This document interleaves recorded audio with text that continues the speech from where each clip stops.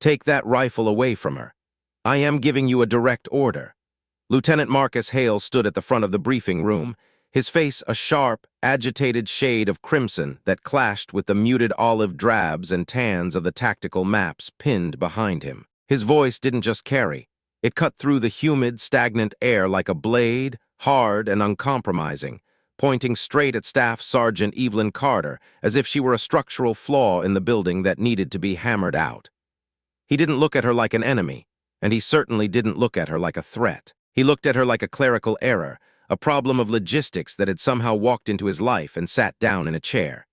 He grabbed the duty roster off the folding table with a snap of paper that sounded like a dry branch breaking and threw it down in front of the senior non-commissioned officer. The question was a roar wrapped in a whisper of cold fury. Who authorized this? Who put a woman on my marksman slot? Nobody answered. Nobody even blinked. The silence in the room was absolute, the kind of silence that has mass and weight, pressing down on the shoulders of the 16 soldiers gathered there. 42 days later, that same woman would lie in the dirt of a sun-scorched ridge, her heart beating a slow, rhythmic cadence that she had learned to control as easily as her own breath. She would watch a single bullet track across 1,840 meters of open, shimmering Afghan sky, a distance that defied the logic of the human eye. And that single shot would be the reason every man currently sitting in that briefing room would make it home to see their families. But on this mid-August morning at Fort Liberty, the future was a blurred horizon, and the only reality was the heat and the disdain of a man who thought he knew everything because he had a silver bar on his chest. Staff Sergeant Evelyn Carter had been in the Army long enough to know exactly when a room didn't want her in it. It wasn't a guess. It was a physical sensation, something she could feel in the marrow of her bones. She sensed it the same way she sensed the subtle shifts in wind direction across a valley, not by looking at the grass or the dust, but by something quieter, something that lived in the space between instinct and experience. It was a slight shift in the way a man held his shoulders, the way eyes darted away a fraction of a second too fast, the way a conversation died just a beat too early when she approached. She had learned to read those silences the way other soldiers were taught to read topographical maps, carefully, precisely, and without the clouding influence of emotion. To Evelyn, the briefing room was just another piece of difficult terrain to be navigated. The air conditioning in the building had been broken for 3 days, and the North Carolina summer was reclaiming the interior inch by grueling inch. The 16 soldiers of the unit sat in mismatched plastic chairs arranged in 2 uneven rows, their boots leaving streaks of red clay on the gray concrete floor. Some were occupied with the mindless rituals of the infantry, cleaning grit from the seams of their gear or checking the tension on their vests. A few were masters of the combat nap, sitting perfectly upright with their eyes open, a skill Evelyn had always privately admired for its utility. She was sitting in the second row, third seat from the left, a position that allowed her to see the entire room without being the center of it. When Lieutenant Marcus Hale walked in, the temperature in the room seemed to rise another 5 degrees. He was 24 years old, fresh out of officer candidate school, and he moved with the frantic energy of a man who believed that if he stopped for a single second, his authority might evaporate. His uniform was so perfectly pressed it looked like it had been carved out of starch and fabric, a stark contrast to the salt-stained, faded fatigues of the men who had already seen the dust of the Middle East. Evelyn would later find out he spent 40 minutes every morning pressing his own gear, a ritual of control in a world that was inherently chaotic. He carried a clipboard, holding it slightly higher than necessary, as if the plastic board itself were a holy relic or a secondary rank insignia. He scanned the faces in the room, his eyes skipping over the seasoned veterans with a nod that was meant to be professional but came off as rehearsed. Then his eyes dropped to the roster.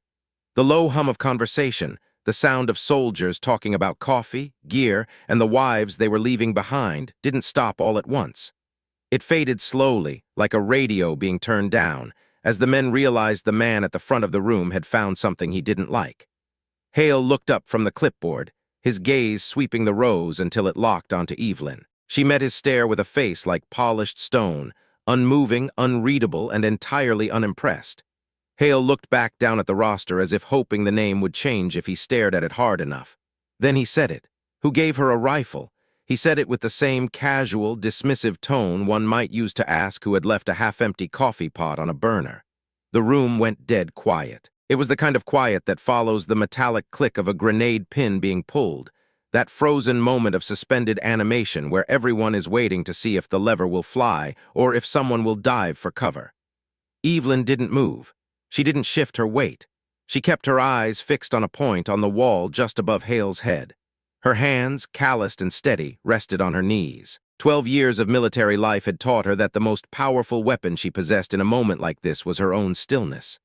Any reaction, a flinch, a sharp intake of breath, a defiant glare, would give Marcus Hale exactly what he wanted. It would be proof that he had gotten through her armor. Sergeant First Class Dwight Monroe, sitting directly to her left, finally broke the silence. Monroe was 41, with a face that looked like it had been fashioned out of old leather and iron. He had survived 3 tours in Iraq and 2 in Afghanistan, and he had reached a point in his career where he no longer felt the need to pretend he was impressed by anyone's rank if it wasn't backed up by competence. He was the unit's human barometer. The younger soldiers looked at Monroe to figure out how they were supposed to feel about a situation.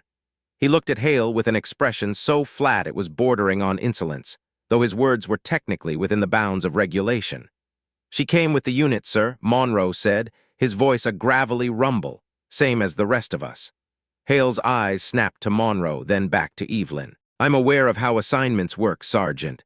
That wasn't what I asked." "Then I'm not sure I understand the question, sir," Monroe replied. The pause that followed was longer this time, thick with the smell of sweat and the tension of a brewing storm. Hale set the clipboard down on the small folding table and crossed his arms over his chest. "What I'm asking," he said, speaking slowly as if he were explaining a complex concept to a child, "is what her designated role is and why she's carrying a rifle used for long-range precision engagements." "Because she's the designated marksman, sir," Monroe said. "I can read the roster, Sergeant." "Then you have your answer, sir." The silence that returned to the room had a different weight now. It was the weight of a debt. Evelyn knew what it cost a man like Monroe to spend his social capital defending her in front of a new officer. He had done it without once looking at her, which was its own kind of professional grace. By keeping his eyes on Hale, he kept the conflict focused on the chain of command and the validity of the roster, rather than making it about Evelyn's presence as a woman. He was smart enough to know that if he looked at her, it would become a personal defense, and that was the last thing she needed. Hale uncrossed his arms, the muscles in his jaw tight enough to snap. He picked the clipboard back up, his fingers white at the edges. "Right," he said, his voice tight. "Let's get started." He didn't apologize. He didn't acknowledge the insult he had just leveled. He simply moved forward, the way people do when they have convinced themselves that their prejudices are actually just high standards. Evelyn exhaled once, a tiny, silent release of air, and turned her focus to the briefing. She had survived worse than Marcus Hale.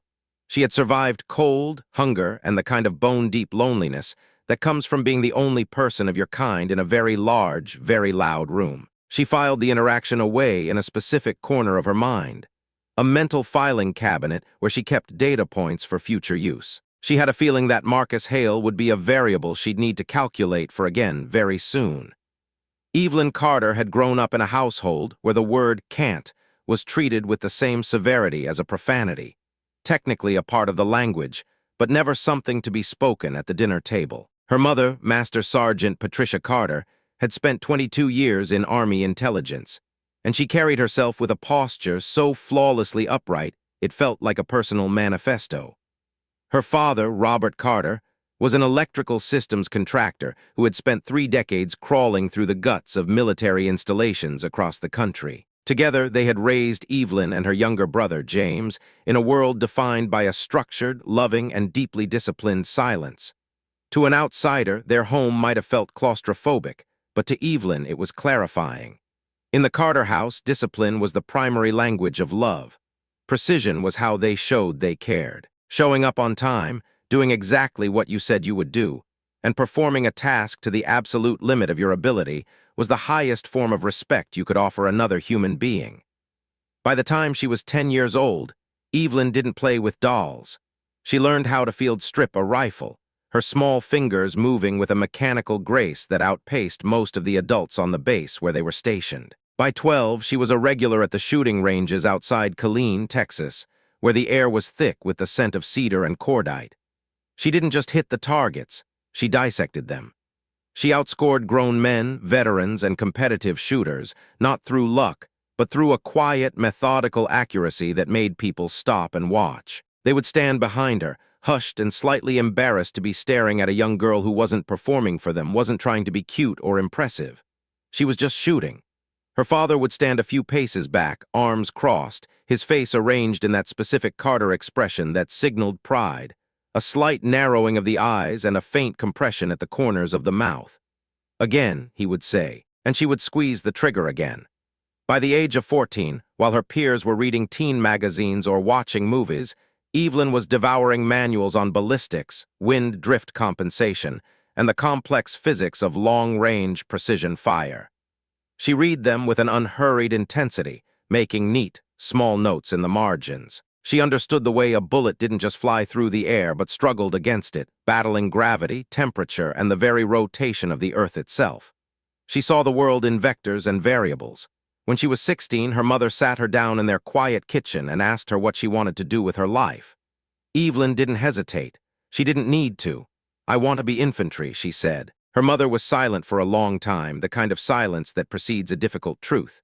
She wasn't searching for words, she was choosing the ones that would be the most honest. "You can't," Patricia finally said. "Not yet. Maybe not for a long time. The Army doesn't allow women in infantry combat roles."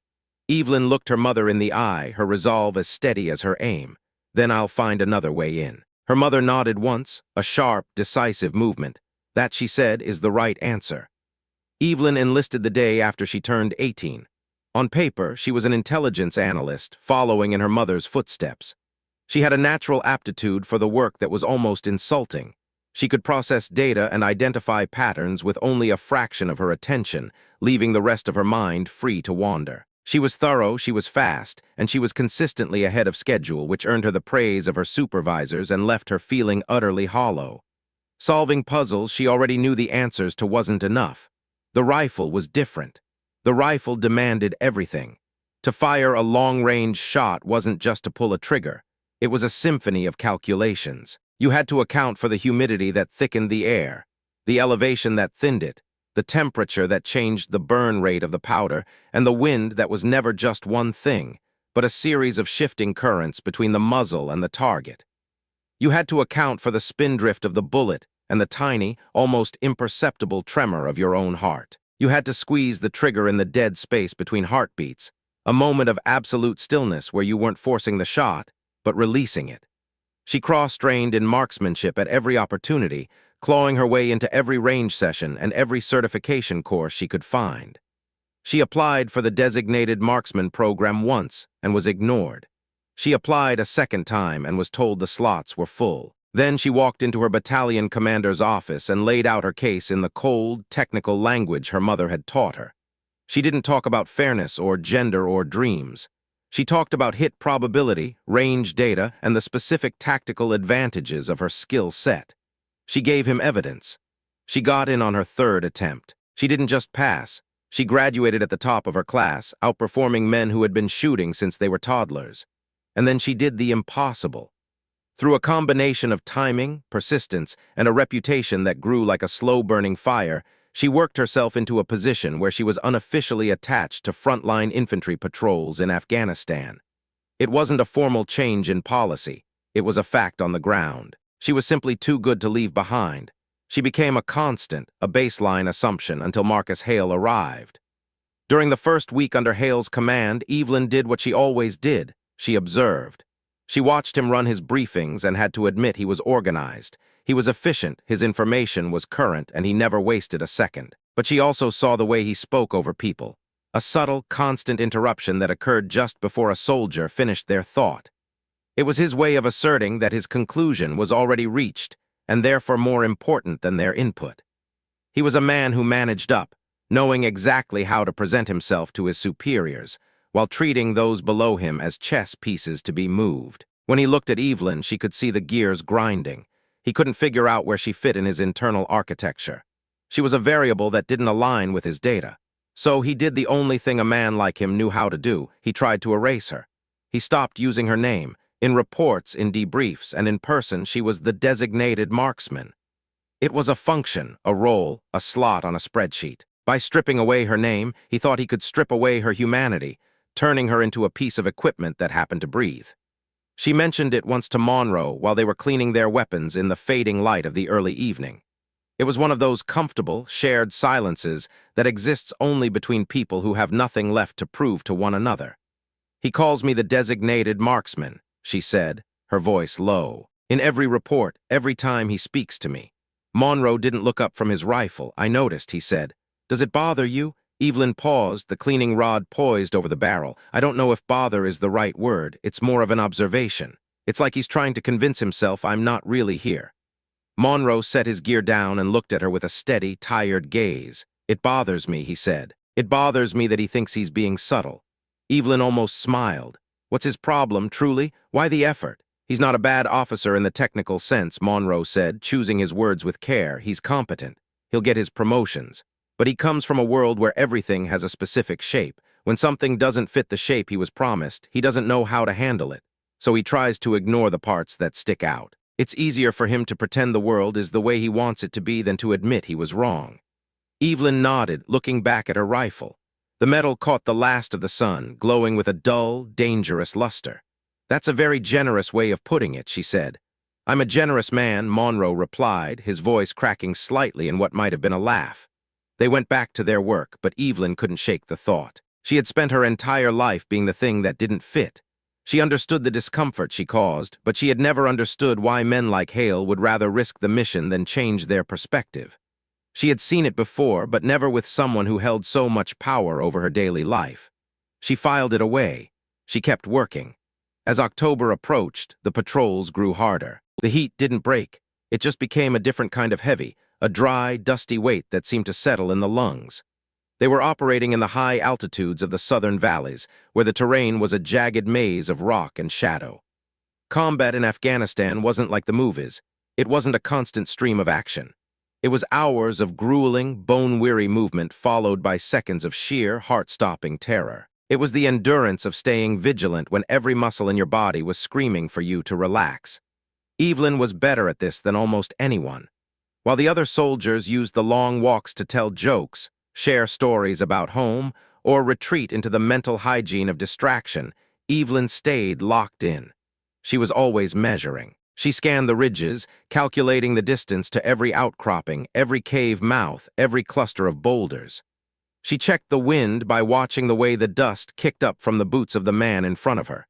She looked for the absence of normal, the bird that didn't fly, the shepherd who wasn't where he usually was, the silence that felt too heavy. Private First Class Danny Ruiz, a 20-year-old from San Antonio who seemed to be made entirely of questions and nervous energy, noticed her habits one afternoon.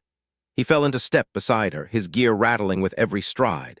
"Sergeant Carter, what are you looking at on that ridge?" he asked, squinting against the sun. "Northeast 1,100 meters," she replied without turning her head. "What about it?"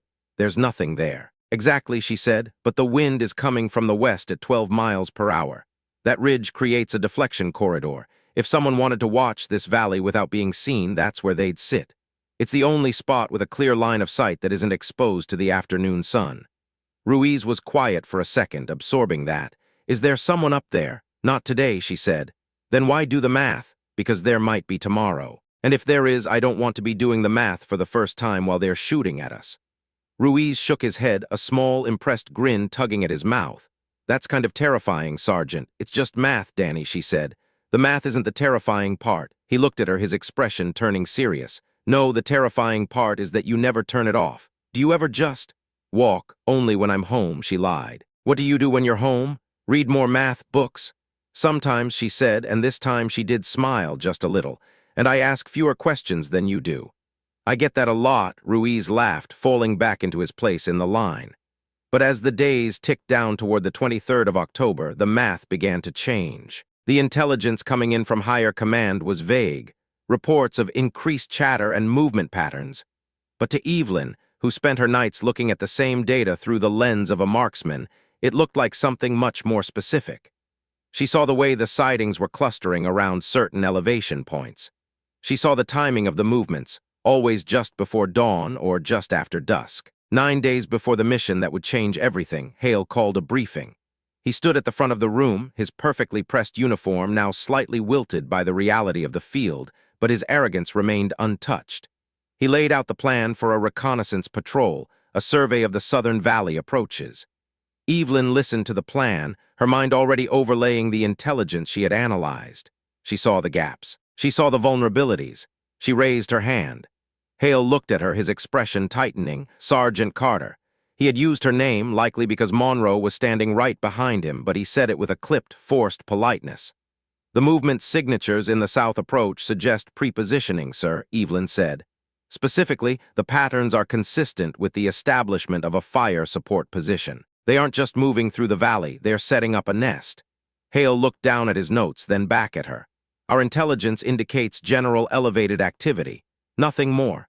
Respectfully, sir, I'm suggesting the activity has a specific character. The intervals and locations are consistent with moving heavy equipment, mortars or crew-served weapons, into a position that overlooks our intended route. I'd recommend we identify likely fire support positions and build contingency plans for an ambush from the high ground. The room was silent. The other soldiers looked from Evelyn to Hale, the tension snapping back into place. Hale let the silence linger, a deliberate tactic to diminish the weight of her words. We will follow standard patrol protocols, Hale said finally. He didn't look at her again. Designated Marksman, confirm your equipment status for the mission. The erasure was back. Sergeant Carter was gone, the tool was back in its place. Equipment is confirmed, sir, she said. She didn't argue, she didn't push. She had done her job, she had put the truth on the table. If he chose to ignore it, that was his burden to carry. But as she left the room, she felt a cold, familiar weight in her chest. She knew what was coming. The valley didn't care about rank, and it didn't care about Hale's desire for a neat, orderly reality. The valley only cared about who was ready for it. The night before the patrol, Evelyn sat in the small, dimly lit equipment bay. The air was thick with the smell of oil and old canvas. She was alone, her rifle laid out on a clean cloth in front of her. She wasn't just cleaning it, she was communing with it. She ran her fingers over the bolt, checking for the slightest hint of friction. She cleaned the glass of the scope with a precision that bordered on the religious. She ran the math one more time. She visualized the ridge, the wind, the distance. She imagined the trajectory of the bullet, the way it would arc through the thin air, fighting the world to find its mark.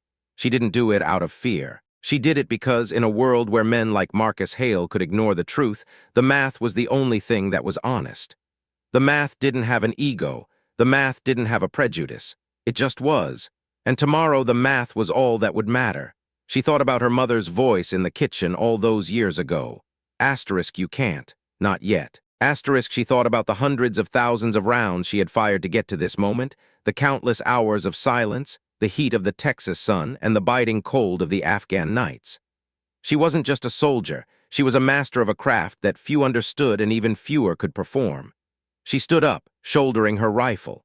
The weight was familiar, a comfort against the uncertainty of the coming dawn. She didn't know what the next 42 days would bring, but she knew one thing for certain. When the moment came, when the silence of the valley was broken by the sound of gunfire, she would be ready. She would be the variable that Marcus Hale never saw coming. She would be the one to bring them home.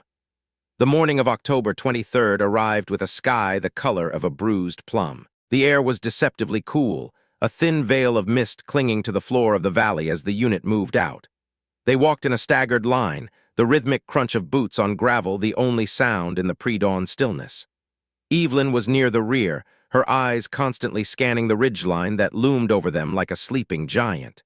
Hale was at the front, his posture stiff, his eyes fixed on the path ahead. He moved with a confidence that felt brittle, a man following a map into a world that didn't follow the rules of paper and ink. Monroe was a few paces behind him, his head constantly moving, his hand never far from his weapon. As the sun began to crest the eastern peaks, turning the world into a landscape of gold and long, jagged shadows, Evelyn felt the shift. It wasn't a sound. It wasn't a sight. It was the absence of normal she had trained herself to detect. The birds that usually chirped in the scrub brush were silent. The wind, which had been a steady breeze from the west, suddenly dropped to nothing. She adjusted the strap of her rifle, her fingers finding the familiar grooves of the grip. She didn't say anything. There was no point. Hale wouldn't listen, and the others were already on high alert. She just kept walking, her mind already calculating the distance to the ridge, the angle of the sun, and the exact moment when the world would break apart. She was Staff Sergeant Evelyn Carter. She was the designated marksman, and she was the only thing standing between her unit and the math of the valley. As the first shot rang out from the high ground, echoing through the canyon like a thunderclap, she didn't panic. She didn't shout. She simply dropped to one knee, brought the rifle to her shoulder, and began to work. The time for talking was over. The time for the math had begun. Evelyn sat in the heavy silence of the equipment bay, a space that smelled of gun oil, cold concrete, and the lingering scent of stale coffee. Her mind was a whirlwind of variables, but she kept them disciplined, forced into a strict architecture of logic. She thought about the valley, its jagged floor scarred by erosion and time. She thought about the ridge, the high ground that offered a view of the world but left those standing upon it vulnerable to the sky. She thought about the angles, the geometric intersections of line of sight and elevation that defined her existence as a marksman. Most of all, she thought about the wind. She had tracked the patterns at that specific elevation for 6 days, filling her notebook with scribbled observations. The drift was remarkably consistent, a steady westerly flow that stirred the dust in the early morning hours. It was a predictable variable, and she had already calculated the compensation adjustments required to navigate it. She hadn't just written them down, she had internalized them until they felt like a heartbeat. The words Lieutenant Hale had spoken earlier echoed in the back of her mind, specifically his dismissal of the data. Monroe had been the one to voice what they both knew. The brass didn't know where to put her. It was a familiar refrain in Evelyn's life. She had spent years being placed in the wrong boxes by people who lacked the imagination to see her for what she truly was. It wasn't always a product of malice. More often, it was a genuine failure of vision. They couldn't reconcile the person standing in front of them with the image of a soldier they had been trained to expect. She thought of her mother, a woman who understood the weight of a closed door. "I want to be infantry," Evelyn had said years ago. "You can't, not yet," her mother had replied. "Then I'll find another way in." Her mother's smile had been sharp, a reflection of the same steel Evelyn carried. "That's the right answer," she had said. Memories of her father flickered through her mind next. She could almost feel the dry heat of the range back in Killeen, Texas. She could feel him standing behind her, his arms crossed, his eyes narrowed in that specific way he had. It was an expression that meant he was proud, but he would never say it out loud. In their house, pride was something you demonstrated through competence, not something you announced with words.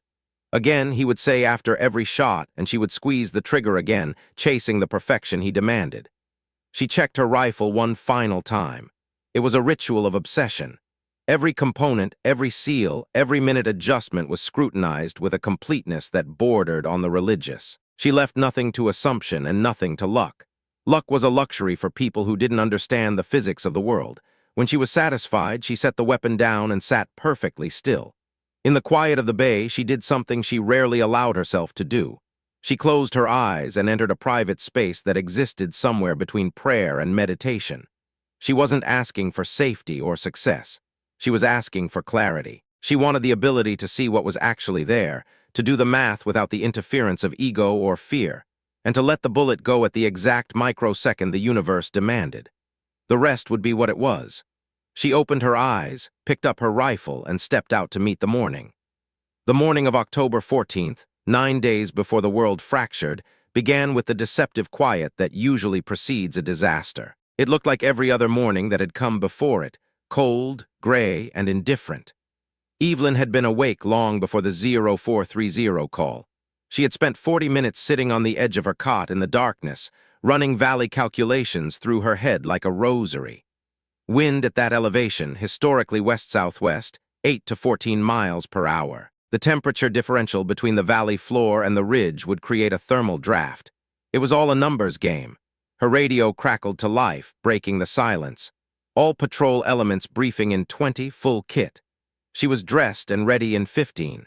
The patrol was being categorized as routine, a word Evelyn had learned to distrust with every fiber of her being. In her experience, routine was just a placeholder for the things people hadn't noticed yet.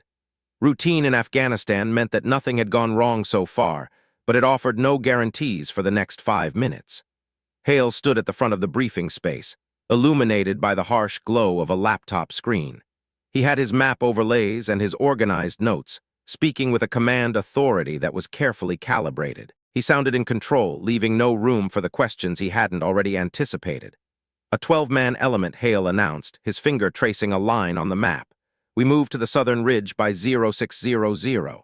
Establish observation and pull back before the heat makes the approach exposed. Intelligence is monitoring elevated movement in the valley. We are eyes only. No engagement unless engaged. Monroe raised his hand, his voice steady. What's the protocol if we identify a fire position being established below us? Hale didn't blink. Eyes only, Sergeant Monroe. We observe and report. If they observe us first, we respond proportionally and extract. Monroe nodded, but Evelyn saw the subtle shift in his posture. It was the nod he gave when he disagreed, but realized that arguing would be a waste of breath. The conversation wasn't over. It was just being pushed into the shadows. Evelyn looked down at her own notes. The movement signatures she had flagged 3 days prior were still there, screaming for attention in the intelligence summaries. They were consistent with prepositioning, yet they remained unaddressed in any official capacity. She raised her hand, and Hale looked at her with a half-second pause, a tell that he was already preparing his dismissal. Sergeant Carter, she said, her voice clear. The movement signatures from the last 4 days show a pattern of incremental displacement toward the valley floor. The intervals are narrowing. Whatever they are moving, it's getting closer to a final position. Hale sighed, a sound of practiced patience. That's consistent with the general elevated activity the intelligence summary describes, Sergeant. With respect, sir, that pattern is more specific than general activity, she countered. The intervals suggest a crew-served weapon or heavy equipment being moved into a fire position. If we're going to that ridge, we may be looking directly at the mouth of whatever they are setting up. The room went silent. Private Ruiz, sitting a few seats away, looked at her with the wide-eyed focus of a man trying to decide if he should start praying. Specialist Chen, usually a restless soul, stopped fidgeting with his gloves and went perfectly still. Hale's gaze didn't waver. Your analysis is noted, Sergeant. We follow the mission parameters. I understand, sir, Evelyn said, her voice hardening slightly. I'm asking if we can adjust the egress route to give us a secondary extraction option.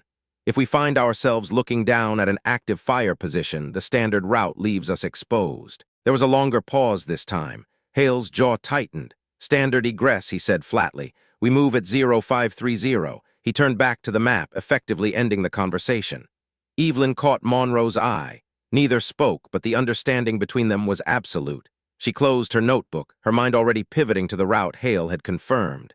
She began calculating the points along that path where she would need to be the most vigilant. She knew the math was right. She had been wrong before, of course, but the feeling in her chest wasn't uncertainty. It was the opposite. It was the cold, hard weight of a mathematical truth that pointed toward a reality no one wanted to face. She picked up her rifle and followed the unit into the pre-dawn dark. The march to the ridge took nearly 2 hours. Evelyn spent the time in a state of hyper-awareness, watching the intervals between the men, reading the shifting air, and checking the horizon. The wind was lighter than her projections, a fact she noted and adjusted for without missing a step. The temperature was lower than typical for the season, which changed the air density, another variable for the internal calculator she kept running in the back of her mind. It was like being a pilot, maintaining a subconscious awareness of altitude and fuel while the rest of the brain focused on the flight. Ruiz fell into step beside her about 40 minutes into the trek. He didn't talk much, but he seemed to find a strange comfort in her proximity. At 20 years old and only 4 months into his deployment, he was still learning that competence is just a collection of things a person has managed to survive.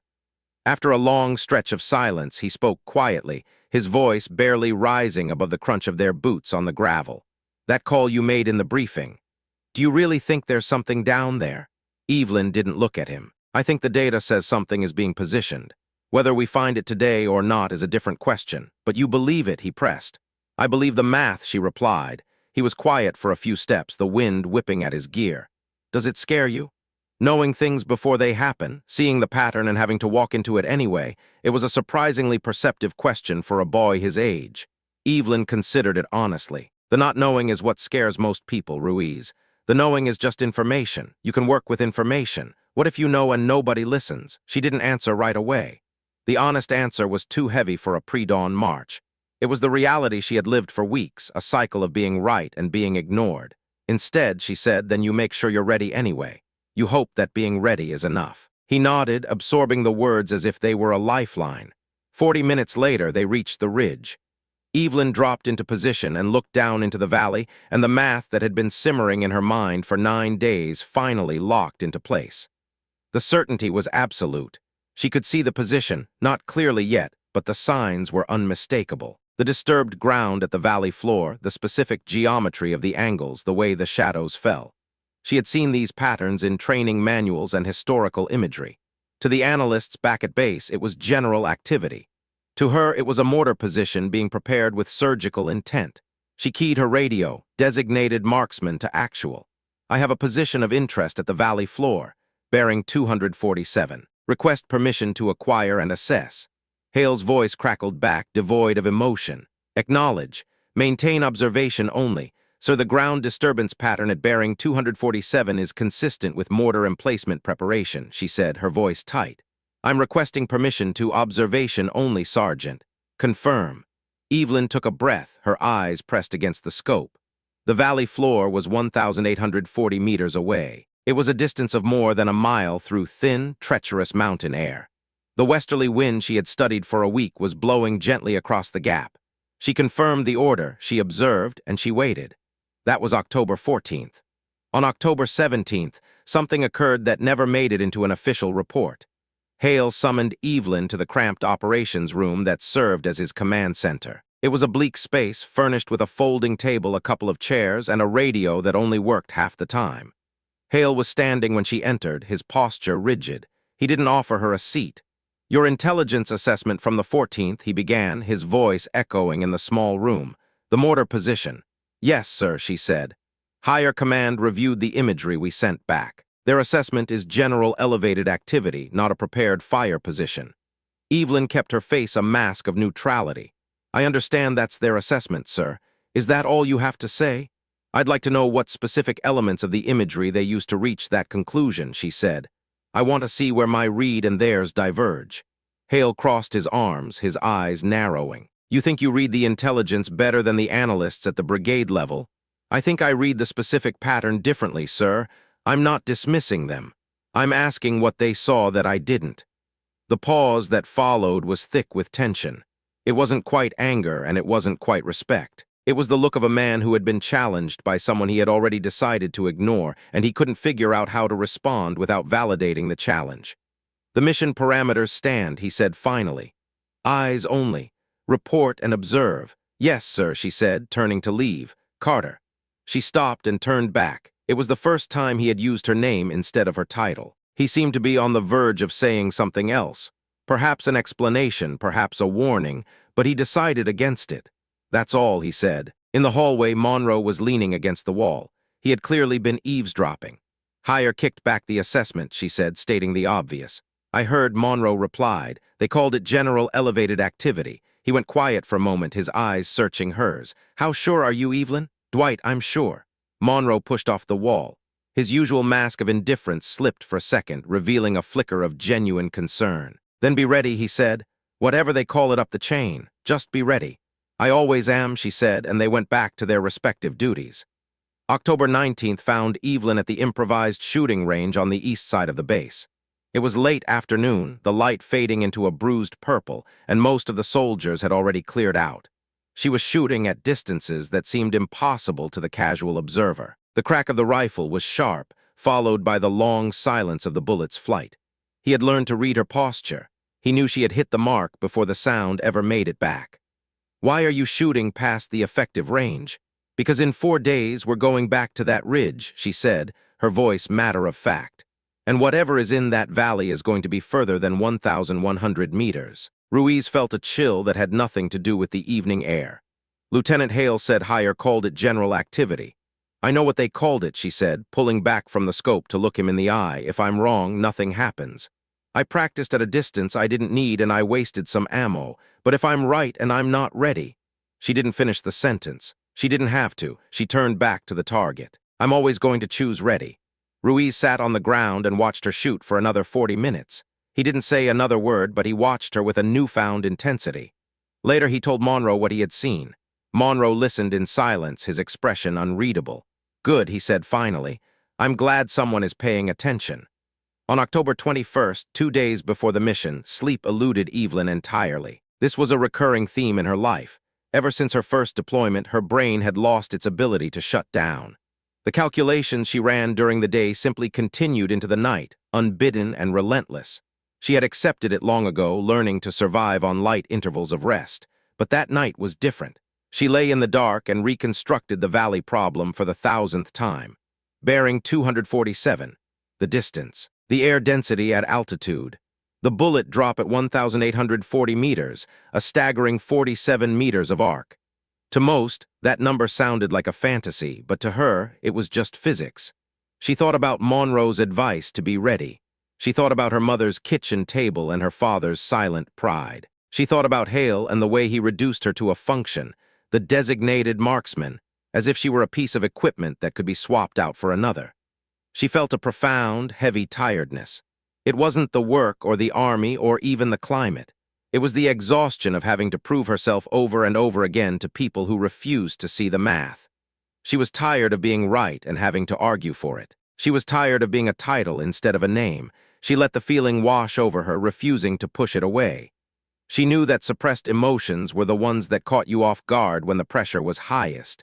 She sat with her tiredness until it settled into something solid and manageable. She would still be ready.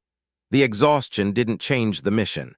It was just another variable to account for. At 0247, she got up and went to the equipment bay to check her rifle in the dark.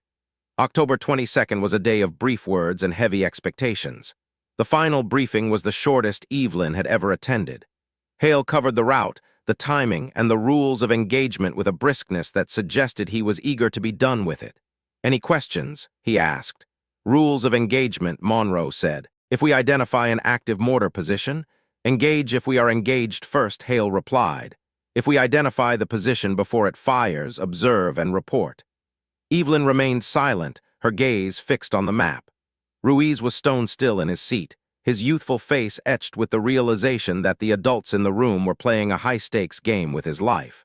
Hale dismissed them, telling them to get some sleep. The room cleared quickly, leaving Evelyn alone in the silence. She spent the next hour meticulously checking her gear. Before she finally lay down, she pulled a small, worn photograph from her notebook. It showed her mother in uniform and her father in his work clothes, his hand on her shoulder. And there was Evelyn at 17, holding a rifle at the range in Colleen. Her expression in the photo was fierce, focused on something beyond the frame. She looked at it for a long time before tucking it away. Tomorrow was coming, ready or not. At 0412 on October 23rd, the air was sharp and cold, the kind of cold that felt like breathing in shards of glass. Evelyn stood outside, her rifle slung across her chest, watching the dark silhouette of the ridge. She ran the numbers one last time. Wind, temperature, distance, drop, drift. They were the same numbers she had lived with for 9 days. They didn't care about her feelings or her fatigue, they just were. Monroe appeared beside her as if he had stepped out of the shadows themselves. "You sleep, some," she lied. "Me neither." He looked out at the ridge. "How are you feeling?" "Settled," she said after a moment. He nodded slowly. "Settled or resigned? There's a difference," she said. "A big one. I'm settled. The math is done. Whatever is down there is down there. I'm ready." Monroe looked at her, his expression softening just a fraction. "I talked to Sergeant First Class Webb last night. He's going to put Chen and Ruiz in the secondary position on the east side. That gives you a clear sight line south and southwest without anyone in your lane." Evelyn looked at him, surprised. Did Hale approve that? Monroe's smile was thin and dangerous. "Hale doesn't need to know every detail of the positioning as long as the objectives are met.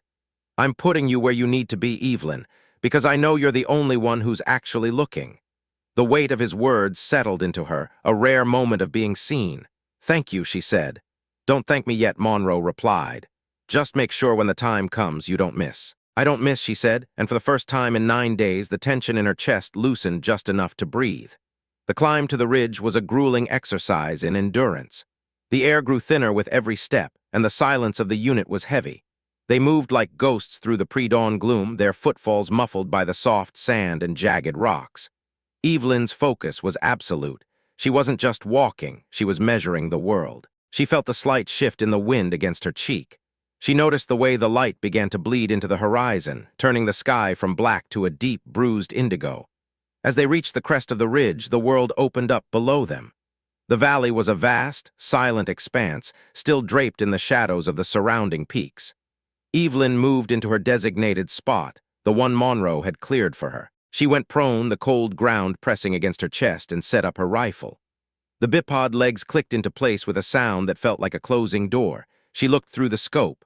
The world narrowed down to a circle of glass and reticle lines. She found bearing 247. She found the disturbed ground.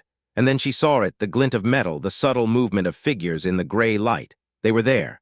The math was right. The mortar tube was being stabilized. She could see the crew working with practiced efficiency. They weren't just general activity. They were a threat, a precision instrument of death being aimed at the very ridge where she and her unit now stood. She could feel the heartbeat of the mission changing. The routine was over. The reality had arrived. She keyed her radio, her voice a calm, steady anchor in the rising tension. Actual, this is designated Marksman, confirming active mortar position at bearing 247. They are in the final stages of setup, requesting orders. The silence on the other end of the radio felt like an eternity. Then Hale's voice came through, strained and uncertain. "Observe and report, Sergeant. Do not engage." Evelyn watched through the scope as a loader reached for a round. The math in her head was no longer about wind and drift. It was about seconds. It was about the distance between a decision and a catastrophe. She looked at the crew, then at the round, and then at the path it would take through the air, the 47-meter arc she had visualized in her dreams. She didn't need orders to know what was about to happen. She didn't need an analyst to tell her that the world was about to change. She adjusted her dial, feeling the familiar clicks beneath her fingers. She accounted for the westerly drift. She accounted for the air density. She breathed out, the world slowing down until there was nothing left but the reticle and the target. She was ready. She had been ready for years. And in the quiet of that mountain morning, as the sun began to crest the horizon and bathe the valley in a harsh, unforgiving light, Evelyn Carter stopped being a function and became the only thing that mattered. She was the one who saw. She was the one who knew. And she was the only one who could stop what was coming. The wind picked up, a sudden gust that rattled the dry brush around her. She didn't flinch. She simply adjusted her aim, the correction as natural as breathing. The loader was lifting the round now. In a few seconds it would slide down the tube and the valley would erupt. She could see Ruiz in the corner of her eye, his body tense, his eyes fixed on the same point in the distance. He was waiting for her. They were all waiting for her, whether they knew it or not. She felt the cold steel of the trigger against her finger. There was no fear, no hesitation. There was only the clarity she had asked for. The math was perfect. The world was aligned. And as she began the slow, steady squeeze, she knew that for the first time in her life, she was exactly where she was supposed to be. The silence of the ridge was absolute, a held breath before a scream. Evelyn felt the minute vibrations of the earth, the way the mountain seemed to brace itself for what was coming. She could see the dust kicked up by the mortar crew's boots, a fine haze in the morning light. They were confident. They thought they were invisible. They didn't know about the woman on the ridge who had spent 9 days living in their world, calculating their demise. She thought of the photograph in her notebook one last time. The girl in the picture was gone, replaced by someone harder, sharper, and more precise.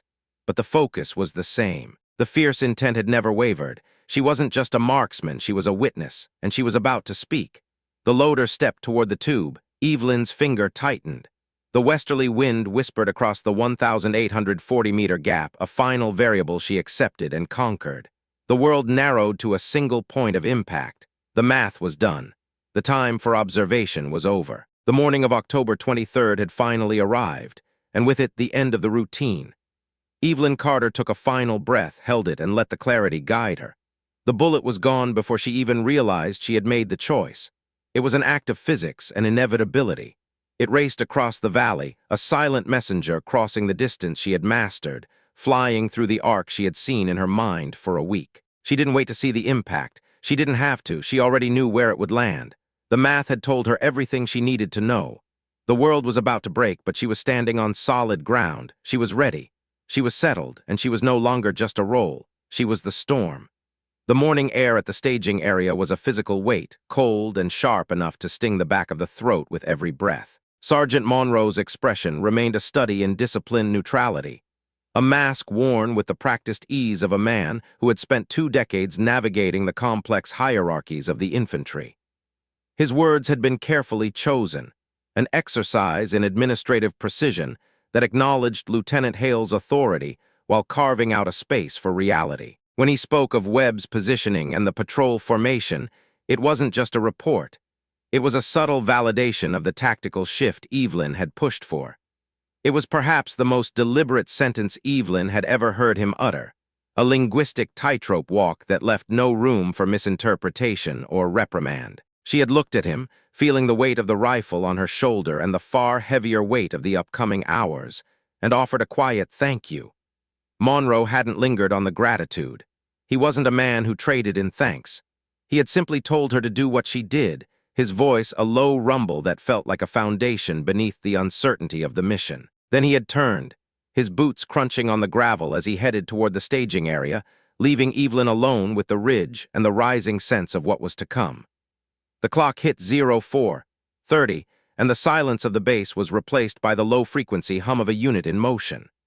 The climb was harder this time, though the terrain remained the same treacherous mix of loose shale and jagged outcroppings that had defined their previous movements. The difficulty didn't stem from the earth itself, but from the invisible burden every soldier was carrying. They weren't carrying more physical gear.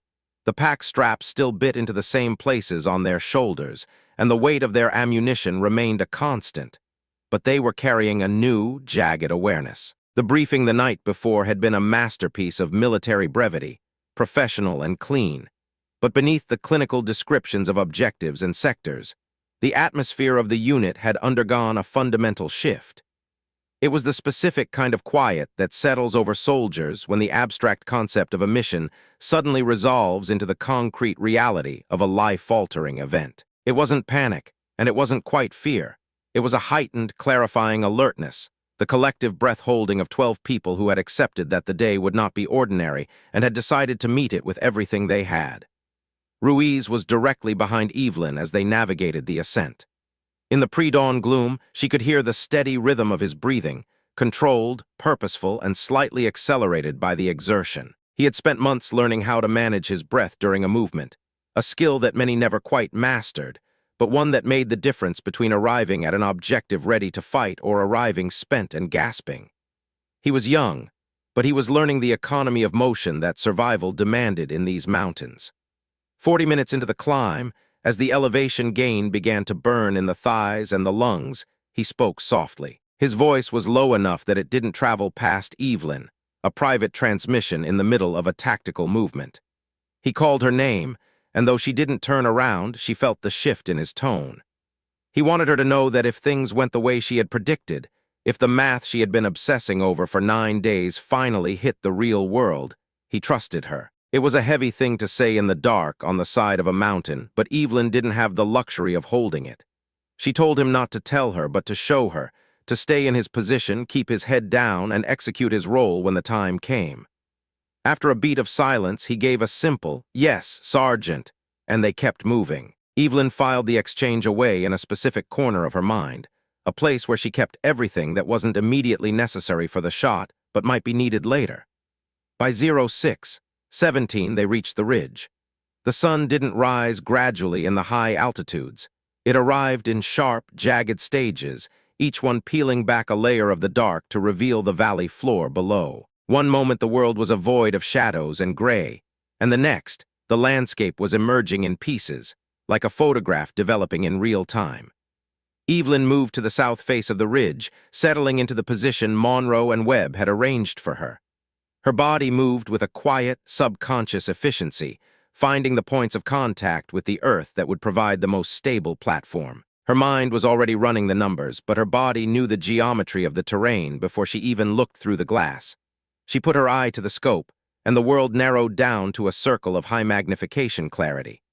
The valley was 1,840 meters away, a distance that for most was a conceptual abstraction, but for Evelyn it was a tangible space filled with variables.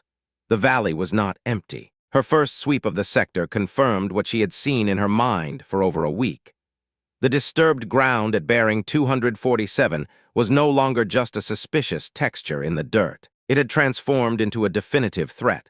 There was a tube, there were people, There was the unmistakable, purposeful activity of a team that had reached its destination and was now preparing to exert its will on the world. They weren't just passing through, they were setting up shop. Evelyn didn't hesitate. She keyed her radio, her voice level, and devoid of the adrenaline that was beginning to hum in her chest. She reported the visual confirmation of a crew-served weapon, an 82 mortar tube, and the 3 personnel preparing it. She noted they were in the preparation phase, not yet hot, but the clock was ticking. Lieutenant Hale's response came after a 4-second delay, his voice tight with the need for confirmation. Evelyn repeated the data points with clinical precision. Mortar tube, 3 personnel, bearing 247 on the valley floor, 4 to 6 minutes until they reached a firing position. She could practically hear Hale's mind working, trying to fit this information into the rigid architecture of his mission parameters. He asked for a classification of the tube, and Evelyn gave it to him, 82 millimeter, based on the tube length and the size of the rounds being staged. She emphasized the need for a decision within 3 minutes. She kept her eye on the scope as the silence stretched over the net. One of the figures below was clearly in charge, his movements deliberate and commanding. He was positioning the others, checking angles, and exhibiting the specific body language of a leader issuing orders. Evelyn knew that if the order to fire came, that man was the priority. He was the brain of the operation. The others were merely the hands. The command net crackled back to life. Hale's voice was the sound of a man following a procedure that was being overtaken by events. He ordered all elements to hold their positions and observe only, stating he was calling higher command for guidance. Monroe's voice followed immediately, cutting through the formality with the sharp edge of a veteran's pragmatism. He asked how long higher would take, a question that wasn't really a question but a warning. Hale's response was a direct order to hold, a reminder of the chain of command that felt increasingly disconnected from the reality of 12 soldiers sitting on an exposed ridge. Monroe didn't back down easily, pointing out the obvious. If that tube went hot, they were the primary targets, and they had no cover. The ridge that offered them a vantage point was also a pedestal that made them easy to find. The net went quiet, but the air on the ridge was thick with the unsaid. Evelyn watched the figures below. They were moving with increased urgency now. The angle of the mortar tube was being refined, the base plate pressed into the rocky soil with the weight of a soldier's boot. One man was handling the ammunition, preparing the rounds that would soon be screaming toward their position. The commander looked up, not directly at them, but in their general direction, scanning the high ground. The mathematics that had been circulating in Evelyn's brain for 9 days suddenly had a deadline. She switched to the secondary channel, the internal net the patrol used to bypass the formal command structure. She told Monroe that the commander was looking up, that they had 2 minutes, maybe less. The base plate was set. Monroe's copy was short, an acknowledgement of the collision course they were on. 60 seconds passed in a blur of hyperfocus. On the command net, there was only the faint, rhythmic sound of Hale transmitting to someone miles away, his words unintelligible. Below, the enemy commander turned his attention back to the tube. He said something to the man with the ammunition, and a round was lifted. Evelyn's finger moved to the trigger guard, not the trigger itself, but the guard. It was the position of maximum readiness, the final stage before a commitment that could not be retracted. She began her breathing cycle, in through the nose, hold out through the mouth. She sought the still point, that infinitesimal gap between the exhale and the next inhale where the body is most at rest. That was where the shot lived. That was where the physics of the rifle, the 9 days of calculations, and the thousands of hours of training converged. Hale's voice returned to the net, relaying the message from higher. Maintain observation. Monroe's response was a quiet, precise correction. They were loading a round right now. If they waited for guidance, they would be forced to absorb the first shot. On an exposed ridge with 12 personnel, there was no such thing as a ranging shot that didn't risk a catastrophe. An 82 mortar round didn't need a direct hit to be lethal. Then Hale said the one thing Evelyn hadn't expected. He asked for her confidence level on the primary target. She didn't hesitate. She gave him the distance, 1,840 meters, and nothing else. The silence that followed lasted exactly 4 seconds. Then Hale asked if she could make the shot. Evelyn looked at the commander in her scope, felt the subtle push of the wind against the ridge, and ran the final drop calculation in her head. 47 meters of arc, 7 seconds of flight. She felt her heartbeat in her fingertips and found the space between the beats. "Yes," she said. It was a word stripped of all doubt, a statement of fact backed by the cold certainty of the math. "Take the shot," Hale ordered. The world narrowed until there was nothing but the crosshairs and the man 1,840 meters away. Evelyn moved her finger to the trigger. The commander was standing slightly to the left of the tube, his arms crossed, watching his men. He was a man who believed he was safe, a man who had calculated the distance and decided he was beyond the reach of his enemies. He didn't know that the air between them was already being measured, that the variables of temperature, altitude, and wind had already been solved.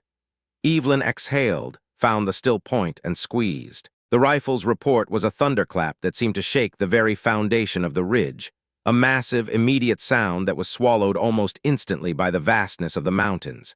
Then there was the wait. In the vacuum of those two, 7 seconds time ceased to be a linear progression.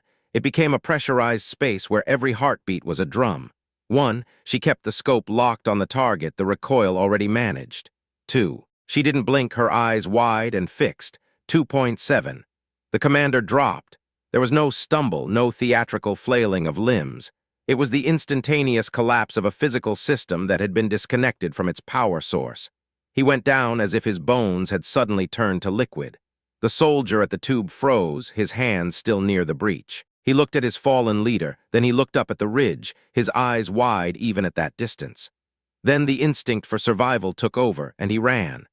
The third fighter was already in motion, showing a tactical awareness that suggested he was the veteran of the remaining pair. The radio net exploded. Monroe was calling the target down, reporting the secondary fighters fleeing south. Ruiz, in a breach of radio discipline born of pure shock, was shouting over the open channel. He couldn't believe it. None of them could. Monroe barked at him to get off the net, his voice regaining its sharp, authoritative edge, but the underlying tone was one of grim satisfaction. Evelyn didn't join in the chatter. She kept her eye on the scope, tracking the two fleeing men until they were well out of effective range and showed no signs of stopping. She performed a slow, methodical sweep of the entire valley floor, looking for secondary positions, reinforcements, or anything she might have missed. The valley was silent, the only movement the dust settling around the mortar tube that would never fire. She finally pulled back from the scope. Her hands were steady, not a tremor, not a twitch. Her breathing was level, and her heart rate, though elevated, was under the firm control of her will. She checked her physical state with the same clinical detachment she used for her ballistics, noting the absence of a post-shot shake with a quiet sense of gratitude. Monroe appeared beside her almost instantly. He had moved with a speed that spoke to the intensity of the moment. He looked at her, his eyes searching hers for something, shock perhaps, or a sign of the toll the shot had taken. He repeated the distance, 1,840 meters. When she confirmed it, he stood there for a long moment, the wind whipping at his gear. Then he said something that Evelyn knew would stay with her forever. He had been in the Army for 21 years, and he had never seen a shot like that. It wasn't praise, it was a testament. It was a man who had seen everything finally encountering something new. On the command net, Hale was delivering the after-action report. His voice was the model of professional composure, the architectural officer back in control. He described the neutralized mortar position and the flight of the secondary personnel without ever mentioning Evelyn's name. She noticed the omission, but she didn't let it sting. She filed it away as part of his character, a piece of data about how he processed the contributions of those beneath him. The extraction from the ridge began 37 minutes later. The walk back was a mirror image of the walk-in, yet entirely different. The physical weight was still there, the gear, the weapons, the exhaustion, but the psychological atmosphere had shifted again. The heavy shroud of anticipated threat had been replaced by the complex, shimmering energy of survivors. They were 12 people who knew they had narrowly avoided a disaster, and the relief was a palpable thing. Ruiz fell into step behind her again. For 20 minutes he stayed silent, the only sound the crunch of their boots on the descent. When he finally spoke, his voice lacked the nervous energy of the morning. He sounded like someone who had just seen the curtain pulled back on the world. He thanked her, and she gave him the only answer she had: to do his job every day. That was the only currency that mattered in this environment. Specialist Chen joined her near the bottom of the descent.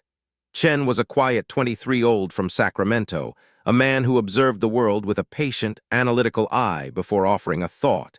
He noted that the shot she had made was technically past the published effective range of the rifle. According to the manual, it shouldn't have been possible. Evelyn glanced at him, seeing the way he was looking straight ahead, pondering the discrepancy between the rules and the reality. She told him that the manual didn't account for the person holding the rifle. It was a simple truth, one that Chen acknowledged with a single, sharp nod before falling back into the line. As the perimeter of the base came into view, Evelyn felt a new kind of silence. It wasn't the silence of the mountains, but a watching silence from the soldiers within the wire. Word of the shot had traveled through the camp with the speed of a wildfire. Men stood at the edge of the staging area, watching the patrol return with an intensity that was far removed from the usual indifference of a base routine. Evelyn kept her eyes forward, her pace steady. She knew that the moments following a significant event were a minefield of misinterpretations. She didn't want their awe, and she didn't want their scrutiny. She just wanted to complete the cycle of the mission. She cleared her weapon at the barrel with the practiced movements of a machine, signed in with the duty NCO, and headed straight for the equipment bay. She began the meticulous process of breaking down her rifle, her fingers moving over the familiar components with a sense of reverence. She had been working for a few minutes when Hale appeared in the doorway. He didn't enter immediately, he just stood there watching her. When he finally approached, he maintained a distance that was carefully calibrated, not quite personal, but no longer purely formal. He looked like a man who had found a flaw in his own internal blueprints and was struggling to understand how to fix it. He acknowledged the shot, calling it the right call and exceptional marksmanship. It was a stiff, difficult admission for him, a concession that her intuition and her numbers had been superior to his own. Evelyn looked him in the eye and brought up the intelligence assessment from October 14th. She wasn't doing it to gloat. She was doing it because the data mattered. She wanted the next pattern to be taken seriously, for the next DM to be heard before the rounds were in the breach. Hale looked at her then, really looked at her, without the architectural filter he usually applied to his subordinates. He saw her as a peer in the craft of war, a realization that seemed both to unsettle and impress him. He gave a short, noted, and walked out, leaving her alone with the smell of gun oil and the quiet of the bay. She finished cleaning the rifle, every piece wiped down and inspected until it was perfect. Only then did she allow herself to sit and feel the weight of the day. 12 lives, 7 seconds. The math had held the world together. She pulled out her notebook and looked at the page of calculations she had labored over for 9 days. The numbers were static, black ink on white paper, but they represented the thin line between a successful extraction and a body bag. She didn't add anything to the page. There were no words for the feeling of being right when being right meant someone else was dead and your friends were alive. She felt a profound sense of relief, a simple human emotion that had nothing to do with ballistics or tactics. By 1847, she was in the dining facility. The fluorescent lights hummed overhead, casting a sterile, unreal glow over the long tables. The food was the same functional, uninspired fare it always was, but tonight it tasted like a luxury. She was halfway through her meal when Ruiz sat down across from her. There was a new comfort in the silence between them, a bond forged in the two. 7 seconds of flight that had changed the trajectory of their deployment. He asked if she had been scared, and she told him the truth. She had been focused. She explained the difference, how fear pushes you back from the world while focus pulls you into it. He asked what she had been thinking when the bullet was in the air, and she told him she hadn't been thinking at all. Thinking was for the 9 days of preparation. The flight was just the wait for the math to prove itself. Ruiz noted that her face hadn't changed after the shot. He had expected something bigger, some display of emotion or triumph, but Evelyn explained that the shot was just the first item on a list. If she had stopped to feel something in that moment, she might have missed the next threat. The job didn't pause for feelings. Feelings were for the after. And as she sat there in the quiet defac picking at her tray, she acknowledged that they were finally in the after. Ruiz nodded, a quiet understanding dawning on him. He didn't push her further. He just sat with her, two people who had survived a day that the manual said shouldn't have happened. Evelyn realized she was very hungry, a deep, primal hunger that she hadn't noticed until the adrenaline had fully receded. She ate, the world outside continuing its indifferent rotation, while inside the wire, the silence of the after finally felt like peace. The dining facility was nearly empty, the distant clatter of the kitchen the only soundtrack to their meal. The overhead lights flickered slightly, a reminder of the base's strained power grid, but for the first time in over a week, Evelyn wasn't calculating the variables of the room. She wasn't measuring the distance to the exit or the angle of the windows. She was just a woman eating dinner with a friend. The mission was over, the numbers had balanced, and the mountain air, though still cold, no longer felt like it was holding its breath. She looked at Ruiz, who was currently preoccupied with a particularly stubborn piece of chicken, and felt a small, rare smile touch the corners of her mouth. The math was done. Tomorrow would bring a new set of equations, new ridges, and new shadows, but tonight, the only calculation that mattered was the one that had brought them all home. As she finished her meal, she thought about the commander in the valley. She didn't feel a sense of triumph, nor did she feel a weight of guilt. He had been a variable in an equation that she had solved. In the world of the high ridges, there was no room for anything else. You were either the one doing the math, or you were the one being calculated. She stood up, her tray in hand, and felt the steady strength in her legs. The exhaustion was there, deep and marrow-thick, but it was a clean tired. She walked toward the tray return, Ruiz following a few paces behind, and as they stepped out into the night air, the stars were beginning to pierce through the high-altitude haze. They were cold, distant, and perfectly positioned, just like the numbers in her book. And as Evelyn walked back toward her barracks, she realized that she was no longer waiting for the day to begin. It had already happened, it had been met, and for once, the silence of the night was enough. The walk back to her quarters was a slow process, her body finally beginning to register the sheer physical toll of the climb and the subsequent descent. Every muscle in her back felt like it had been wound tight and then suddenly released. The air was crisper now, the temperature dropping as the desert floor began to lose the heat of the day. She passed a few soldiers coming off shift, their faces weary and shadowed in the dim perimeter lighting. They didn't look at her, and she didn't look at them. The anonymity of the base was a comfort after the scrutiny of the afternoon. She reached her barracks, a long, low structure that smelled of dust and laundry detergent. Inside, the quiet was broken only by the soft, rhythmic snoring of someone who had been off duty for hours. She moved to her bunk, her movements slow and deliberate. She placed her notebook on the small footlocker, the edges of the pages frayed from constant use. It was her most valuable possession, a record of every wind call, every elevation adjustment, and every observation she had made since arriving in country. It was her map of the world, a way of imposing order on a landscape that defied it. She sat on the edge of her cot and pulled off her boots, the relief of the pressure leaving her feet almost as intense as the relief she had felt in the DFAC. She looked at her hands again, still steady. She lay back, staring at the underside of the bunk above her.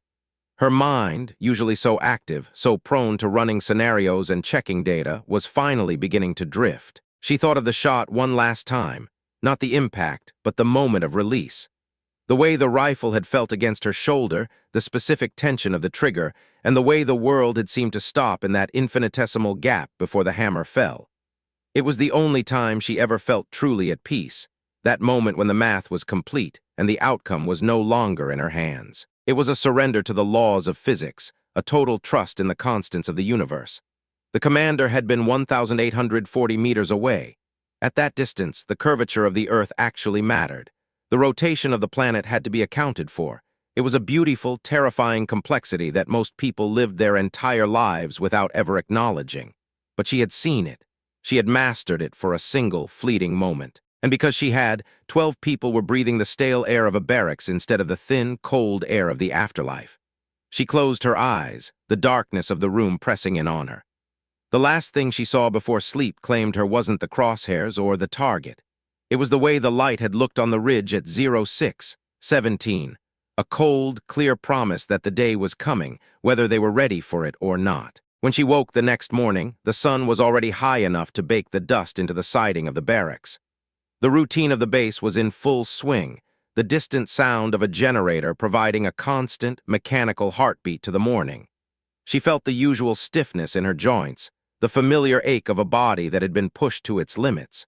But beneath the physical discomfort, there was a new sense of clarity. The shift she had felt in the unit before the mission hadn't vanished. It had evolved into a quiet, respectful distance. When she walked to the washroom, soldiers moved out of her way with a subtle, unforced deference. They didn't say anything, but the way they looked at her had changed. She was no longer just the woman with the rifle. She was the woman who had made the impossible shot. She spent the morning in the equipment bay, a space that had become her sanctuary. She performed a routine check on her secondary weapon, a task that didn't really need doing but provided a sense of continuity. Monroe found her there around noon. He didn't have his gear on, and he looked like a man who had finally caught up on his sleep. He leaned against the workbench, watching her work for a moment before speaking. He told her that the intelligence she had flagged was being integrated into the next week's mission planning. Hale had apparently spent the morning in the TOC, advocating for a more proactive approach to the movement patterns Evelyn had identified. It was a significant victory, though it was one that would never be officially credited to her. Evelyn didn't mind. The credit wasn't the point. The point was that the system had been forced to acknowledge a reality it had previously ignored. The math had won. Monroe stayed for a few more minutes, talking about mundane things, logistics, upcoming rotations, the quality of the coffee. It was the kind of conversation men have when they've seen enough of the world to know that the big things don't need to be talked about. When he left, he gave her a final, lingering look of respect that meant more to her than any commendation Hale could ever write. By the afternoon, she was back at her notebook. There was a new sector to study, a new set of coordinates to analyze. The valley from the day before was already becoming a memory, a data point in a growing ledger of engagements. She began to sketch out the terrain of the next objective, her pencil moving with the same precision she used on the trigger. She noted the elevation changes, the likely avenues of approach, and the prevailing winds. The cycle was beginning again. The variables were shifting, the environment was changing, and the math was waiting to be solved. Ruiz stopped by later that evening, bringing her a Gatorade from the PX. He looked more relaxed than she had ever seen him, the tension of the previous weeks having finally dissipated. He told her that Chen was still talking about the manual, trying to find a footnote that might explain how a bullet could travel 1,840 meters and still hit exactly where it was aimed. Evelyn laughed, a short, genuine sound that surprised both of them. She told him to tell Chen that the manual was just a suggestion, and that the real world didn't always follow the rules. Ruiz grinned, thanked her again, and headed off to join the rest of the squad for a game of cards. Evelyn sat alone in the fading light, the Gatorade cold in her hand. She looked out toward the mountains, their jagged peaks silhouetted against a purple sky. They looked beautiful from here, distant and majestic, but she knew what they really were. They were a challenge. They were a puzzle of rock and air and gravity that she would have to navigate again and again. But as she watched the first stars begin to appear, she felt a sense of readiness that was different from the one she had felt on the ridge. It was a quiet, enduring confidence, a knowledge that no matter how complex the equation became, she had the tools to solve it. She was a sniper, a mathematician of the battlefield, and as long as the numbers held, she would be enough. The night settled over the base, the lights of the perimeter creating a dome of artificial safety in the vast, dark expanse of the desert. Inside the barracks, the soldiers slept, their dreams filled with the echoes of the day and the anticipation of the next. In her bunk, Evelyn Carter lay still, her breathing synchronized with the quiet rhythm of the camp. She thought of the two. 7 seconds one last time, the way the world had narrowed to a single point of certainty. It was a moment of perfect alignment, a moment when everything, the training, the math, the intuition, had come together to create a different future. And as she finally drifted off to sleep, she knew that when the next 7 seconds came, she would be ready for them.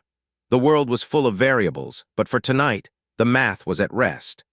The silence that followed Ruiz's confession wasn't the kind that needed to be filled. It was a solid, weighted thing, born from the fact that she had given him a true answer, and in the world they occupied, truth was often the only thing that didn't require an addendum. They finished their meal in that companionable quiet, the plastic trays scraping against the tables as the ambient hum of the dining facility buzzed around them like a swarm of distant insects. As they stood to leave, the cool evening air of the base began to settle over them, a sharp contrast to the stale warmth of the interior. Ruiz cleared his throat, a nervous habit she'd noticed whenever he felt he was stepping out of his lane. "For what it's worth," he said, his voice dropping an octave as if he were sharing a secret. "I told my mom about you in a letter last week, before all this happened today. I mean, I just told her there was this sergeant on my patrol who was the best soldier I'd ever seen." Evelyn stopped walking. The gravel of the motor pool path crunched beneath her boots, then went still. She turned to look at him, her expression unreadable, though her mind was already racing to process the weight of such a statement. Ruiz looked slightly embarrassed, his gaze shifting toward the horizon where the jagged Afghan mountains were beginning to swallow the last of the sun. It was clear he hadn't necessarily intended to say it out loud, but now that it was out, he couldn't take it back. "What did you tell her?" Evelyn asked, her voice quiet but steady. Ruiz shrugged, trying to drape a cloak of casual indifference over a moment that was anything but. "I told her that she made me feel safer just by being there, that she looked at the world different from anyone else I'd met in the army." He kicked at a loose stone, his hands shoved deep into his pockets. "I don't know. I just thought she should know that someone like you existed." Evelyn stood with that for a moment, letting the words settle into the spaces between her thoughts. It was a small thing, an ordinary, human, completely unofficial thing. A 20-year-old kid writing home to his mother about a sergeant on his patrol. But in a world defined by grids, kill zones, and the cold mathematics of ballistics, it hit her harder than she had expected. It wasn't the praise of a superior or the dry acknowledgement of a report. It was a testament of existence. "Thank you, Ruiz," she said. The words felt inadequate, but they were the only ones she had that were honest. He gave a sharp, quick nod, the kind of gesture men use to end a conversation before it becomes too heavy to carry. He turned toward the barracks in one direction, and she headed toward hers in another. As she walked, she took that moment, that specific, unvarnished piece of recognition, and filed it away. She didn't put it in the place where tactical data or intelligence signatures waited to be relevant. She put it somewhere closer, in a quiet corner of her mind where she could find it easily when the world felt particularly cold or empty. By October 23rd at 21:15, the atmosphere on the base had shifted from the adrenaline of the mission to the stifling tension of the aftermath. The after-action report was being written, a document that would serve as the definitive history of what had transpired on that ridge. Evelyn knew the process was underway because Monroe found her in the narrow corridor outside the operations room. He had a specific expression on his face, one she had learned to read over the months. It was a look of controlled frustration, the kind he used when he was conveying information that came with an implied warning attached. "Hale's been in there for 2 hours, Monroe said, leaning against the plywood wall. Webb tried to go in to contribute the secondary element observations, but Hale told him he had it covered. Evelyn absorbed this, her mind immediately calculating the implications. A report written in isolation was a report that could be shaped to fit a specific narrative. "How long is the report?" she asked. Monroe glanced back at the closed door. Webb couldn't see the screen clearly, but he heard Hale say he was on page 6. Evelyn nodded, her face a mask of professional neutrality. Monroe looked at her, his eyes searching hers for a reaction he knew she wouldn't easily give. "You know what I'm going to say, don't you?" he asked. She didn't blink. "You're going to say don't assume the worst." To which Monroe replied, "No, I'm going to say don't assume anything. Wait and see." She looked at the closed door of the operations room. Through the thin wood, she could faintly hear the rhythmic, staccato sound of a keyboard, the sound of history being typed into a digital record. "When I told him the intelligence assessment had been right," she said, reflecting on a previous conversation with Hale, he just said, "Noted." Monroe sighed, a low sound of weary agreement. "Noted is a word with a lot of room in it," he muttered. "It can mean I hear you and I will act on what you said. It can also mean I hear you and I am going to go write a report that describes a mysterious, sentient rifle as the hero of this story." She looked at Monroe, and for a fleeting second, the shared irony of their situation flickered between them. He looked back with the expression that, on his face, meant something he was saying was both slightly funny and also absolutely serious. "Good night, Sergeant Carter," he said. "Good night, Monroe," she replied. She went to her quarters, but the sleep she sought remained elusive. The sound of that keyboard followed her into the dark, a persistent, ticking reminder that while she had won the battle on the ridge, the battle for the truth was still being fought in a quiet room across the base. By 06:30 on October 24th, the truth began to leak out through the cracks. She found out the details through Specialist Chen, which was not the source she would have predicted. Chen was a quiet soldier, usually content to fade into the background, but he had the early duty rotation in the operations section. This meant he was present when the battalion operations officer, Major Sandra Reyes, arrived at 06:00 and requested a copy of the previous day's after-action report. Chen hadn't been in the room when Reyes read it, but the walls were thin and the Major's voice was not. He found Evelyn at the shooting range at 06:30 30, the early morning light still gray and thin. He stood in front of her, his breath frosting in the cold air. "You need to hear this," Chen said, his voice tight with a mixture of urgency and indignation. "I'm telling you before I tell anyone else because you have the right to hear it first." Evelyn set down her rifle, her movements slow and deliberate. She looked at him, her internal sensors already bracing for the impact of what was coming. "The report," he said, "Hale's report from last night. He sent it to battalion at 05:45 this morning. 11 pages. Major Reyes went through it, every single word. She had the operations NCO pull up the raw patrol log and the radio transcripts from the mission alongside it." He paused, letting the significance of the radio transcripts sink in. In the digital age of warfare, everything was logged. Every transmission, every call for fire, every desperate update from the field was recorded with a timestamp that couldn't be argued with. Evelyn remained very still, a statue in the middle of the range. She called Hale in at 06:15. Chen continued. "I heard her from the hallway. What did she say?" Evelyn asked. Chen looked at her directly, his eyes hard. She said, "Lieutenant, this report references the designated Marksman 14 times. It does not contain the name Evelyn Carter once. Would you like to explain that to me, or would you like me to explain to you why that's a problem?" The number landed somewhere specific in Evelyn's mind. 14. Not 7 times like the preliminary briefing, but 14.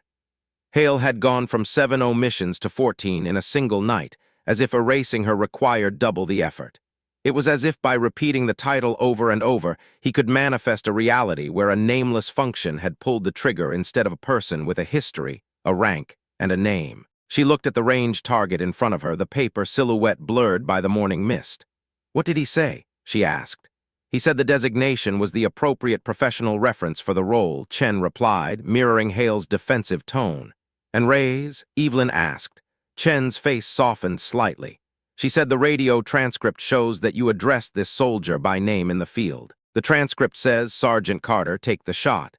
That is on record, Lieutenant. So the designation in the written report is not a professional decision. It is a choice. And I want you to understand the difference before you make it again." Evelyn stood very still for a long moment. The range around her was quiet, the only sound the distant hum of a generator and the whistle of the wind through the barriers. 14 times. The designated Marksman. 14 times in 11 pages describing the single most significant engagement their unit had been part of in this entire deployment. A shot at 1,840 meters. A mortar team neutralized, 12 soldiers alive because of it. And not once in those 11 pages did the name Evelyn Carter appear. "She's rewriting it," Chen said, breaking the silence. "Reyes is." She told Hale the report would be amended to reflect accurate attribution. She said, and I'm quoting this because I want you to hear it exactly, she said, "When a soldier does something that will be in manuals, her name goes in the report." That is not negotiable. Something moved through Evelyn's chest that she didn't immediately have a name for. It wasn't anger. She had managed the anger the night before in the dark, and it had settled into that quieter, more dangerous thing that anger becomes when you've lived with it long enough. It wasn't relief either, because she was a realist. She knew that one correction from one major didn't correct a systemic pattern. What she felt was something closer to being seen. Not celebrated, not vindicated, just seen. Standing there on that shooting range in Afghanistan with a cold rifle in her hands, she realized that was what she had been waiting for. Not a medal or a speech, but the simple, undeniable acknowledgement that she was a person, not a function. "Thank you for telling me," she said. "You deserve to know," Chen replied before turning to head back toward the operations section. Evelyn picked up her rifle. She stood at the firing line. She breathed, she focused, and she shot. By 11 o'clock that morning, the corrected report landed on the desk of Lieutenant Colonel James Whitfield, the battalion commander. Whitfield was 53 years old and had spent 31 of those years in the Army. He had commanded at every level from platoon to battalion, and over 3 decades, he had developed a specific, almost supernatural ability to read a report the way Evelyn read a landscape. He didn't just look at the information, he looked for the gaps where information was being worked around.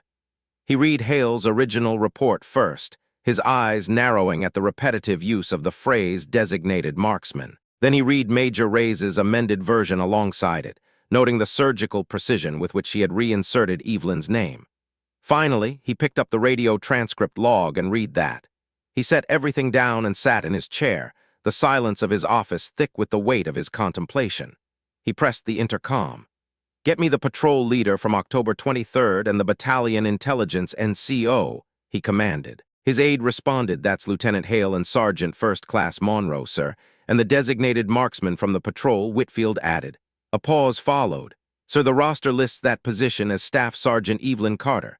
"Then get me Staff Sergeant Carter," Whitfield said, his voice gravelly. "That's the name I should have been saying." Whitfield looked back down at the amended report. There it was, her name, her rank, her shot. 1,840 meters.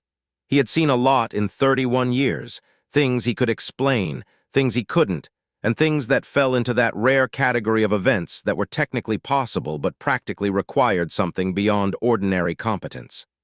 This shot was in that category. He read the line again, letting the words sink in. Staff Sergeant Evelyn Carter, designated marksman, acquired and engaged the primary target at a confirmed distance of 1,840 meters, successfully neutralizing the mortar position commander and forcing the withdrawal of remaining enemy personnel, preventing the mortar team from achieving a firing solution on the exposed patrol element. He read it a third time, then picked up his phone to call the brigade commander. "Sir," he said, "I need to talk to you about something that happened in my area of operations yesterday, and about a soldier I should have known by name before today." At 13:30, Hale found Evelyn at the equipment bay. She was in the middle of reassembling a component she had broken down for cleaning, her hands moving through the process with the automatic, hypnotic precision that comes from doing something 10,000 times. She heard him enter but did not look up, her focus remaining on the steel and oil in front of her. He stood a few feet away, maintaining the same carefully calibrated distance as the night before. "Sergeant Carter," he said. She looked up then, her eyes meeting his. His face was different again. It wasn't the architectural mask of authority he usually wore, nor was it the calculated distance he'd attempted the night before. This was the face of a man who had spent the last 18 hours being confronted with the yawning chasm between what he had done and what he should have done. "The report," he began, his voice slightly uneven. Major Reyes amended it. "I heard," she said, her voice flat. "I want to—" He stopped, then started again, his pride clearly warring with his conscience. "The way I referenced your role in the original draft, the designation rather than your name, I want you to understand that it wasn't." He trailed off, unable to find a justification that didn't sound like a hollow excuse. Evelyn set down the component she was working on and gave him her full attention. She wasn't going to make it easy for him. She had decided to hear whatever he said with the same cold precision she applied to a long-distance shot, letting it be exactly what it was without helping him shape it into something more comfortable. "I don't have a good explanation for it," he finally admitted. She waited, the silence stretching between them. "I've been trying to construct one for the last 12 hours, he continued, "and I keep coming back to the fact that I don't have one. The decision I made, or the habit I was in, which isn't a better excuse, was wrong. What you did yesterday was something I won't see again in this career, possibly in any career. And the report I wrote described it like it happened without an author." She looked at him, searching for any sign of performative regret, but found only a raw, uncomfortable honesty. "I'm not asking you to accept that as an apology," he said. "I know what I did, and I know what it meant, and I know that saying I'm sorry doesn't change what the original document said." He paused, his gaze dropping for a split second before returning to hers. "But I am saying it. I'm sorry, Sergeant Carter." The room was quiet, the smell of gun oil and dust hanging in the air. Evelyn thought about everything she could say. She had a long list of true things accumulated over 3 weeks of being treated as a function, 9 days of having her intelligence dismissed, and 1 night of being erased from her own story.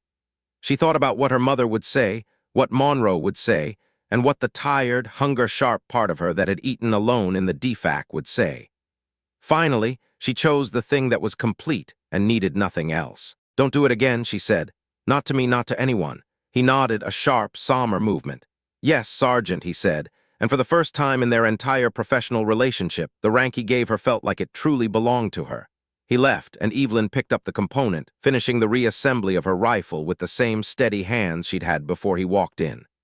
At 16:00, the meeting with Lieutenant Colonel Whitfield began. It lasted exactly 47 minutes. Evelyn knew because she had the habit of counting things that others treated as approximate. Whitfield ran the meeting with a directness that bordered on the surgical. He started with Monroe, asking him to walk through the patrol timeline. Monroe did it cleanly, his voice a steady drone of chronological facts, devoid of editorializing. Then Whitfield turned to Hale, questioning his decision timeline, when he had called higher, what guidance he had received, and the exact moment he gave the order to engage. Hale answered everything directly, making no attempt to reframe his actions. Whatever reckoning had occurred that morning had transformed him into something resembling an honest man. Then Whitfield looked at Evelyn. "Sergeant Carter," he said, "walk me through the shot." And she did. She didn't just describe pulling the trigger, she walked him through 9 days of mathematics. She spoke of the intelligence signatures from October 14th, the movement patterns she had mapped, and the wind data she had collected every morning at that specific elevation. She cited the numbers: the drop, the drift, the time of flight, the angle compensation. She described the infinitesimal moment between heartbeats where the trigger had to be pressed for the projectile to follow the arc she had painstakingly calculated. Whitfield listened without interruption. When she finished, he remained quiet for a moment, his eyes fixed on the map on his wall. "The published effective range of the M110 is 800 meters, he said. "You engaged at 1,840. "Yes, sir," she replied. "The Army's marksmanship doctrine does not address engagements beyond 1,200 meters for that weapon system." "No, sir, it doesn't. So there is no manual that accounts for what you did." Evelyn met his eyes, her gaze unwavering. "The physics accounts for it, sir. The manual just hasn't caught up." A small, clear shift occurred in Whitfield's expression, the look of a man who had finally understood something with absolute precision. "I'm recommending a Bronze Star with Valor," he said. "The paperwork will go to brigade by the end of the week."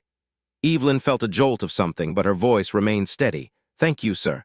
The amended report will stand as the permanent record," Whitfield added. "Your name, your rank, your shot." He looked at her steadily. "That's not a courtesy, Sergeant Carter. That's a correction of an error. It should have been right the first time." She nodded. "Yes, sir, it should have." As they filed out of the office, Monroe waited until the door had fully closed before looking at Evelyn. "Your name in the permanent record," he whispered. She repeated it, the words feeling heavy and real in her mouth.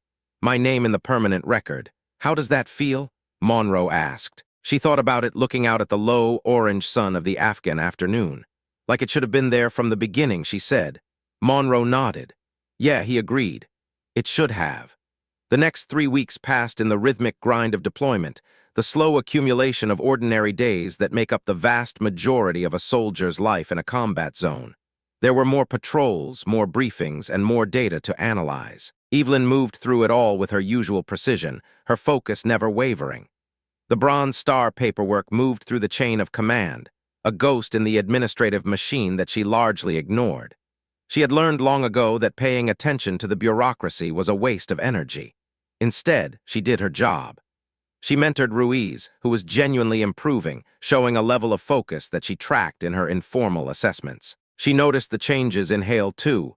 He didn't become a different person, but he became a better officer. He started using names consistently in briefings, reports, and radio transmissions. He stopped interrupting. He started asking follow-up questions when intelligence was presented, even when it complicated his plans. Evelyn noted these things without comment, filing them away alongside everything else. One afternoon in early November, Monroe found her in the operations section. "Ruiz is putting in for a marksmanship cross-training application," he said, sitting down with a cup of coffee. "He asked me to write the endorsement. I told him he should ask you." Evelyn looked up from her data. "What did he say?" she asked. "He said he didn't want to assume you'd want to be involved," Monroe replied. "He's 20 years old, he worships the ground you walk on, and he's terrified of bothering you. You might want to consider being slightly more approachable." "I'm approachable," Evelyn insisted. Monroe gave her a flat look. "You once told him his question was statistically the least useful thing he'd said on a patrol." "It was," she countered. "He was asking about lunch." She looked back at her intelligence package, but the conversation lingered. "Tell him I'll write the primary endorsement," she finally said, "and tell him he could have asked me himself."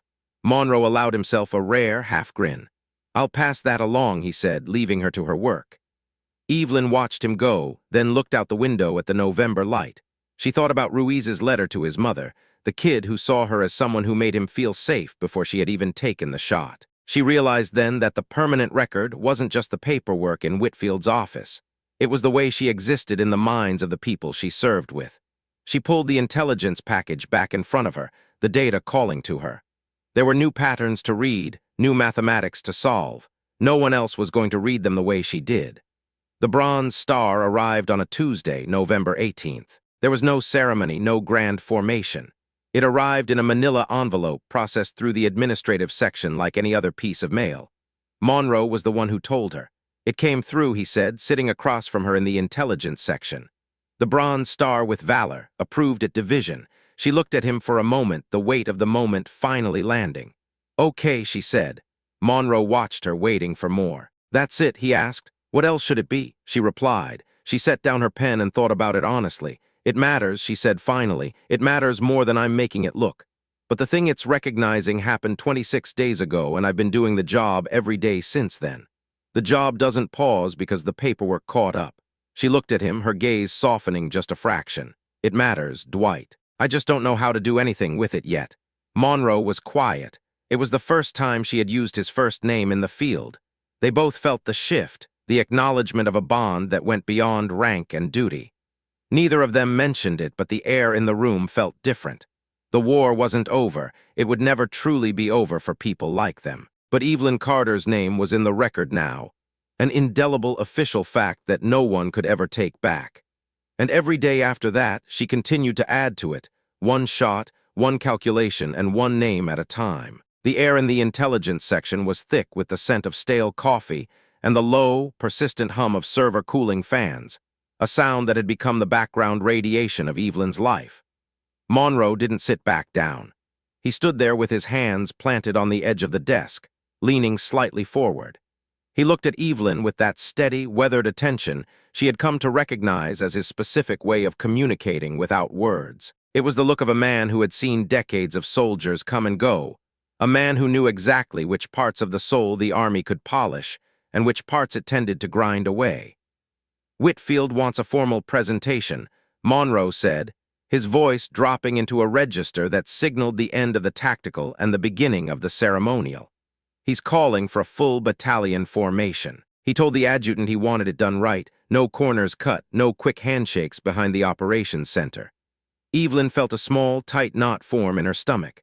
She wasn't built for the spotlight. She was built for the shadows of a hindsight and the cold, hard logic of a ballistic calculator. She nodded slowly, processing the logistics. When? She asked.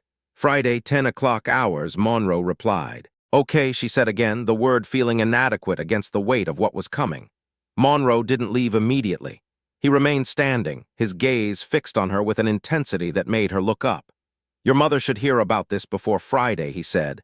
It wasn't a suggestion. It was an observation of her character that carried the weight of a command. Evelyn met his eyes, seeing the years of shared history there. I know you, Monroe continued, his voice softening just a fraction. You'll file this away in some dark corner of your mind. You'll get through Friday, stand at attention, take the medal, and you won't say a word until you're back stateside. Then, months from now, it'll come up in some casual conversation over dinner, and your mother will find out her daughter earned a bronze star with valor in the mountains of Afghanistan 3 months after the fact. He crossed his arms, the fabric of his uniform straining against his shoulders. Call her Evelyn. She opened her mouth to argue, to say that the lines were busy or that the time difference was too complicated, but Monroe cut her off before a single vibration could hit her vocal cords. Call her, he said again, his tone leaving no room for negotiation. Evelyn closed her mouth, the argument dying in her throat. Tonight, he added, turning on his heel and walking out of the room. The quiet of the intelligence section rushed back in to fill the space he had occupied. Evelyn sat there for a long time, the only sound the distant thump of a helicopter taking off from the flight line.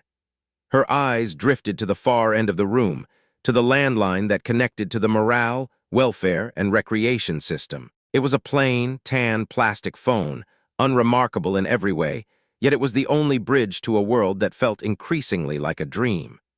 It could route international calls to stateside numbers, provided you could navigate the 60-minute daily limit and the inevitable lag of a satellite connection. She stared at the phone for an hour, returning to her data as if the numbers could shield her from the vulnerability of the call. But eventually the clock ticked toward 19:30, and the pressure of Monroe's directive became impossible to ignore.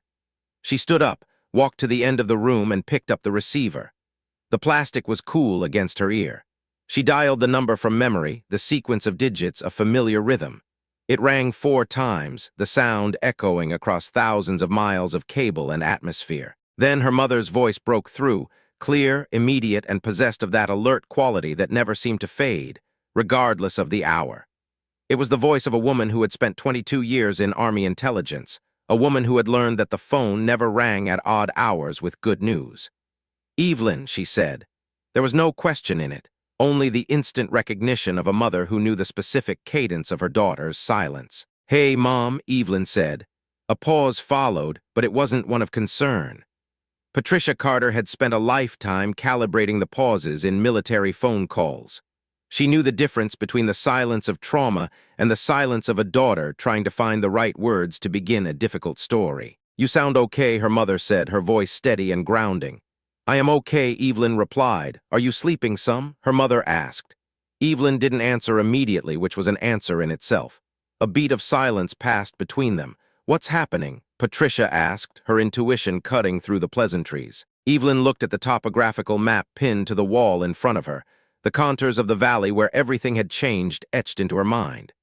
She had been practicing the words, trying to find a way to make them sound small, to make the event fit into the neat, managed boxes of a standard briefing. But holding the phone, feeling the distance between them, the practiced version felt like a lie. It was too sterile. "I made a shot," she said, the words falling flat and heavy into the silence. 26 days ago at 1,840 meters. There was a mortar team in the valley below the patrol position. They were setting up to bracket our guys. I took out the commander. The team scattered after that, lost their nerve. Nobody on our patrol was hurt.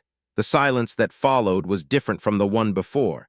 It wasn't a waiting silence, it was a calculating one. 1,840 meters, her mother repeated, the number hanging in the air like a physical object. "Yes," Evelyn said. Another long stretch of quiet. Evelyn, her mother's voice had shifted. It hadn't broken. Patricia Carter didn't break on phone calls to forward operating bases. She knew that the person on the other end needed a rock to lean on, not a reflection of their own stress. But something had moved beneath the surface, a shifting of tectonic plates. It was the sound of a woman who had held her breath for months finally allowing herself a ragged exhale.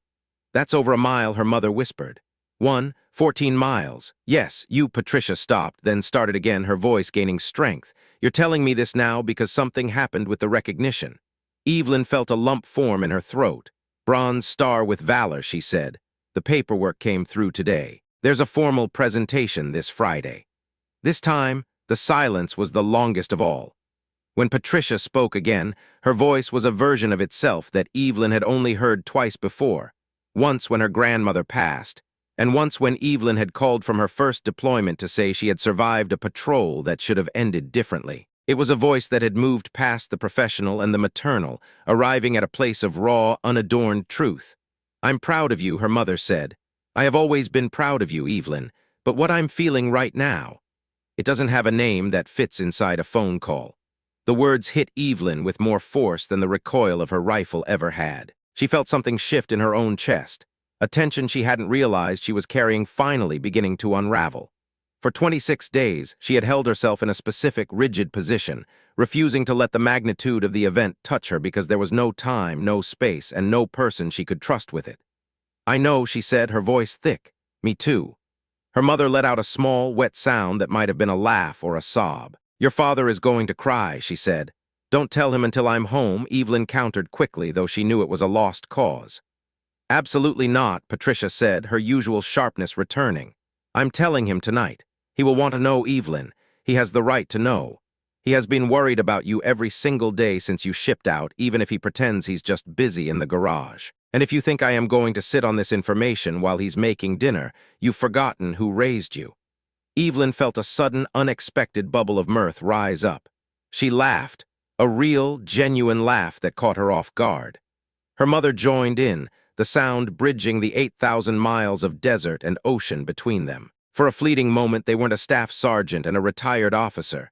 They were just two people who loved each other, sharing a joke about Robert Carter crying in a kitchen in Killeen, Texas. The 60-minute limit felt like a lifetime and a heartbeat all at once. "Come home safe," her mother said, her voice becoming serious again. "I will, Mom. I love you. I love you too." The line went dead with a soft click. Evelyn sat with the receiver in her hand for a long minute, listening to the dial tone before setting it back in the cradle. She sat in the quiet of the room and let herself feel the enormous, uncomplicated weight of being known. Not recognized by a command, not awarded by a general, but known by the people who had seen her before she ever wore a uniform. It was the best she had felt since October 23rd. Friday, November 20th, arrived with a sky that was a hard, piercing blue. At 10 o'clock hours, the battalion began to form in the wide, dusty expanse between the operations center and the vehicle staging area. 231 soldiers moved into position with the practiced, rhythmic precision of a collective machine. It wasn't a rigid, ceremonial parade ground drill, but something more organic, organized bodies aligning at correct intervals, faces forward, the collective quiet of people who understood exactly what this kind of event represented. The heat was already beginning to shimmer off the gravel, but no one moved. Whitfield stood at the front, his posture impeccable, the adjutant at his side. Behind them, the battalion colors flapped lazily in a light breeze, the deep reds and blues stark against the tan backdrop of the base. Evelyn stood in her place, her eyes fixed on a point on the horizon. She could see Hale in the formation with his platoon. They had crossed paths that morning in the ops section, and a simple, curt nod had passed between them. It had been enough. Monroe was standing one position to her left, a silent, immovable presence. He had been there when she arrived, and she knew he would be there when the last soldier marched off. That was simply what Monroe did. He was present for the things that mattered, and he did so in a way that required no fanfare. A few rows back, she knew Ruiz was watching. He had caught her 20 minutes before the formation, looking more serious than she had ever seen him. "I want you to know," he had said, his voice dropping into a register of solemnity that seemed too old for his 20-year-old face, "that this is one of the things I will remember for the rest of my life." She had looked at him, touched by the sentiment but unwilling to let the emotion break her focus. "Stay in your lane, Ruiz," she had said. He had grinned, the familiar spark of mischief returning to his eyes, and disappeared into the ranks. Whitfield stepped forward and began to read. The citation was a document Evelyn had seen the day before, standing at the administrative counter and reading the cold, black ink before folding it into her notebook. But hearing it read aloud, projected by Whitfield's command voice across the ears of 231 soldiers, was a fundamentally different experience. The words that had been missing for 26 days, the words that had been scrubbed from Hale's original report, were all there. Every single one of them. Her name, her rank, her specific actions. The citation spoke of her calculations, her patience, and the staggering distance of the shot. It detailed the mortar team and the 12 lives that were still walking the earth because of what she had done. Staff Sergeant Evelyn Carter. The name echoed off the plywood walls of the surrounding buildings, stated clearly, formally, and permanently. She stood at attention, her body a statue, and listened to the sound of her own identity being restored to the record. She didn't allow her gaze to wander. She knew that if she looked at Hale, or Ruiz, or the faces of the men she had protected, she would feel more than she was prepared to handle in front of the entire battalion. When Whitfield approached her to pin the medal to her uniform, he moved with a deliberate slowness. He leaned in, his voice dropping so low that the words were for her alone. "The Army is better for having you in it, Sergeant Carter," he said, his voice carrying a hint of a rasp. "I'm sorry it took this long for the record to say so." Evelyn held his gaze, her eyes clear. "Thank you, sir," she replied. He stepped back, snapped a crisp salute, and she returned it with a precision that felt like a final punctuation mark. And then, just like that, the formal part was over. In the informal dispersal that followed, as soldiers broke ranks and began to move back toward their duties, 3 things happened that Evelyn knew she would carry for the rest of her life. First, Ruiz found her in the crowd. He didn't say a word. He simply stood in front of her with an expression that combined awe, respect, and a kind of fierce pride that his vocabulary couldn't quite capture. He reached out his hand, and she took it, the handshake firm and lingering. Then he nodded and vanished back into the flow of camouflage. Second, as she walked away from the formation area, Monroe fell in beside her.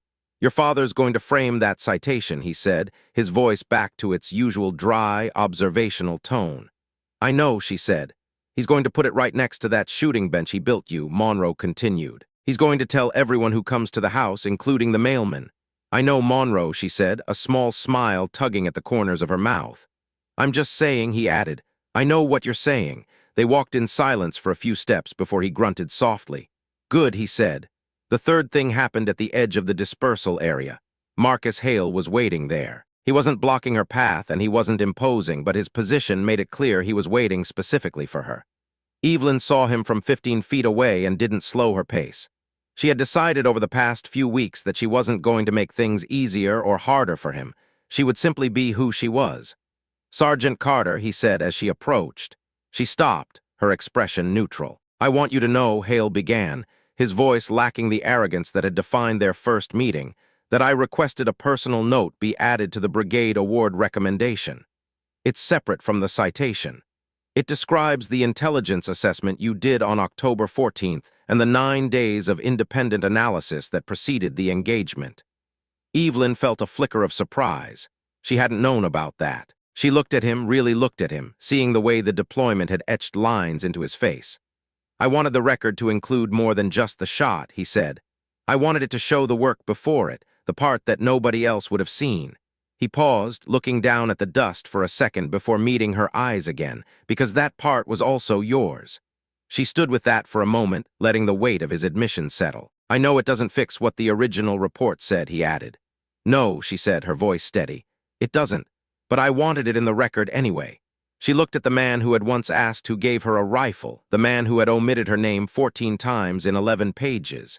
He was doing the slow, effortful, and likely imperfect work of becoming someone who understood the gravity of his mistakes. People didn't transform overnight, she knew that, but sometimes they changed direction, and sometimes that was enough to matter. Thank you, Lieutenant Hale, she said. Then she turned and walked away, and this time she didn't look back. The deployment finally came to a close on December 11, 2009. They departed from Kandahar on a C-17 at 03:00, the departure as unceremonious and dark as most things in the war were. They carried the accumulated weight of their months in theater packed into the same rucksacks and duffel bags they had arrived with, though the gear was now stained with the fine, pervasive dust of the Afghan mountains. Evelyn found a seat near the rear of the cavernous aircraft, the metal vibrating beneath her boots. Monroe was across the aisle, his eyes already closed. Ruiz was somewhere toward the front, asleep before the wheels even left the tarmac, a talent for instant rest that Evelyn had always envied. She didn't sleep. She sat with the roar of the engines filling her head and let herself think about what came next. Operationally, she knew the drill. She had orders, she had a timeline, and she had the mountain of administrative paperwork that defined the end of a soldier's journey. But personally, in the quiet space where Evelyn Carter the person existed, things felt different. She thought about Colleen, about the smell of the Texas air in winter, and the way her father would likely be standing in the doorway when she arrived. She could picture him perfectly, not saying a word, just looking at her with that intense, silent relief he felt whenever he saw something he loved returned in one piece. She thought about the range her father had built, the mathematical problems that had lived in her bones since she was 12, and the shadow box he had mentioned in their last call. Don't tell me not to, he had said when she tried to protest. I've already started. She thought about the number 1840. She thought about the 7 seconds it took for a bullet to travel that distance. She thought about the math that insisted it was impossible and the physics that proved it wasn't. She thought about the name Staff Sergeant Evelyn Carter being read aloud to a battalion, and the way her mother's voice had sounded over a crackling satellite line. Monroe woke up somewhere over the Atlantic. He looked across the aisle, saw she was still awake, and simply nodded. No words were needed. A nod was the right size for a moment like that. They flew through the darkness, chasing the sunrise back toward the west. She arrived home on a Thursday, a cold, clear Texas day that felt more like autumn than winter. Her parents were waiting at the gate, her father having somehow talked his way past security, a move that was quintessential Robert Carter. Her mother hugged her first, a long, fierce embrace that seemed to bridge the months of separation. When she stepped back, her father was there. He didn't say anything at first. He just stood there taking an inventory of her, checking for the kind of damage that doesn't show up on a medical report. Then he pulled her into a hug that smelled of sawdust and old flannel. She felt him exhale, a long, shaking breath that released months of held tension. When he finally stepped back, his eyes were wet, but he didn't apologize. He wasn't a man who apologized for the truth. There's something at the house for you, he said, his voice gruff. The shadow box was waiting on the kitchen table. It was a masterpiece of woodworking. The joints fitted so precisely they looked like they had grown together. Inside, behind a pane of clean glass, were 3 items. There was her bronze star, or rather a professional photograph of it, since the actual medal was still in a shipping container. There was the brass casing from the shot, which she had kept wrapped in a piece of cloth in her duffel bag without really knowing why. And then there was a photocopy of the corrected report. It wasn't the whole document, just the pages where her name appeared. And every time her name came up, Staff Sergeant Evelyn Carter, Sergeant Carter, Carter, it was highlighted in a bright, vivid yellow. She stood at the table, her hand resting on the wood. The yellow, she whispered. So you can see every place it is, her father said, standing right beside her. Every place it belongs. Evelyn looked at those highlighted words, the yellow ink marking the spots where, in the original version, there had been nothing but a blank space or a generic title. She thought about the 14 omissions that had nearly erased her from her own life's work. She thought about Whitfield's word, indelible. She felt something inside her finally click into place, a quiet settling that felt like the final answer to a long, complex calculation. "It's perfect, Dad," she said. "I know," he replied. She put her arm around him and they stood there in the quiet of the kitchen while her mother made coffee in the background, pretending she wasn't watching them. The years that followed were quiet. Evelyn left the army after 18 years of service, walking away without a ceremony or a victory tour. She took a job near Fort Liberty doing analytical work, the kind of high-level data processing that required the same part of her brain that had once calculated windage and elevation in the Hindu Kush. She lived in a clean, organized apartment where the only noise was the occasional hum of the refrigerator. She didn't do interviews, and she turned down invitations to speak at military history symposiums. She filed the invitations away, just as she filed everything else. She called her parents every Sunday. Her mother, now retired from her own career in intelligence, still had opinions on every global event, delivered with the precision of a scalpel. Her father had continued his woodworking, eventually building a row of shadow boxes for each of her deployments, a display her mother called excessive and her father called accurate. Monroe retired a couple of years after she did, sending her a characteristically brief email. "Done. 30 years, going fishing. You did good, Carter." She had printed it out and kept it in her desk. Ruiz made Staff Sergeant and sent her a photo of his new stripes, to which she responded with a stern warning to stop asking so many questions. She never heard from Hale again, though Monroe mentioned once that Hale had made lieutenant colonel and was known for being an absolute stickler for accurate reporting and attribution. It was an interesting postscript, one she accepted with a quiet nod. One evening, while she was sitting at her kitchen table, her phone rang. It was an unrecognized number. Usually she would let it go to voicemail, but for some reason she picked up. The voice on the other end was young, female, and vibrating with a nervous energy that sounded rehearsed. "Is this Evelyn Carter, the Staff Sergeant Evelyn Carter?" the voice asked. "This is Evelyn Carter," she replied. "Who's asking?" "My name is Priya Mehta," the voice said. "I'm a private first class at Fort Campbell. I'm a designated marksman trainee." There was a pause, a moment of hesitation. "I found the corrected report from 2009. Someone posted it in a forum, and I don't really know why I called. I just needed to."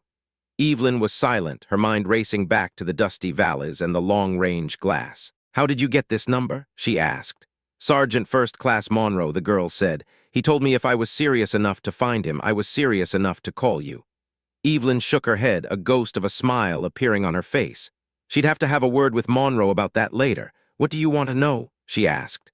"Everything," Priya said, the word coming out with a raw, unguarded honesty. Evelyn sat back in her chair, her gaze drifting to the shadow box on her shelf, the bronze medal, the brass casing, and the yellow highlighted name.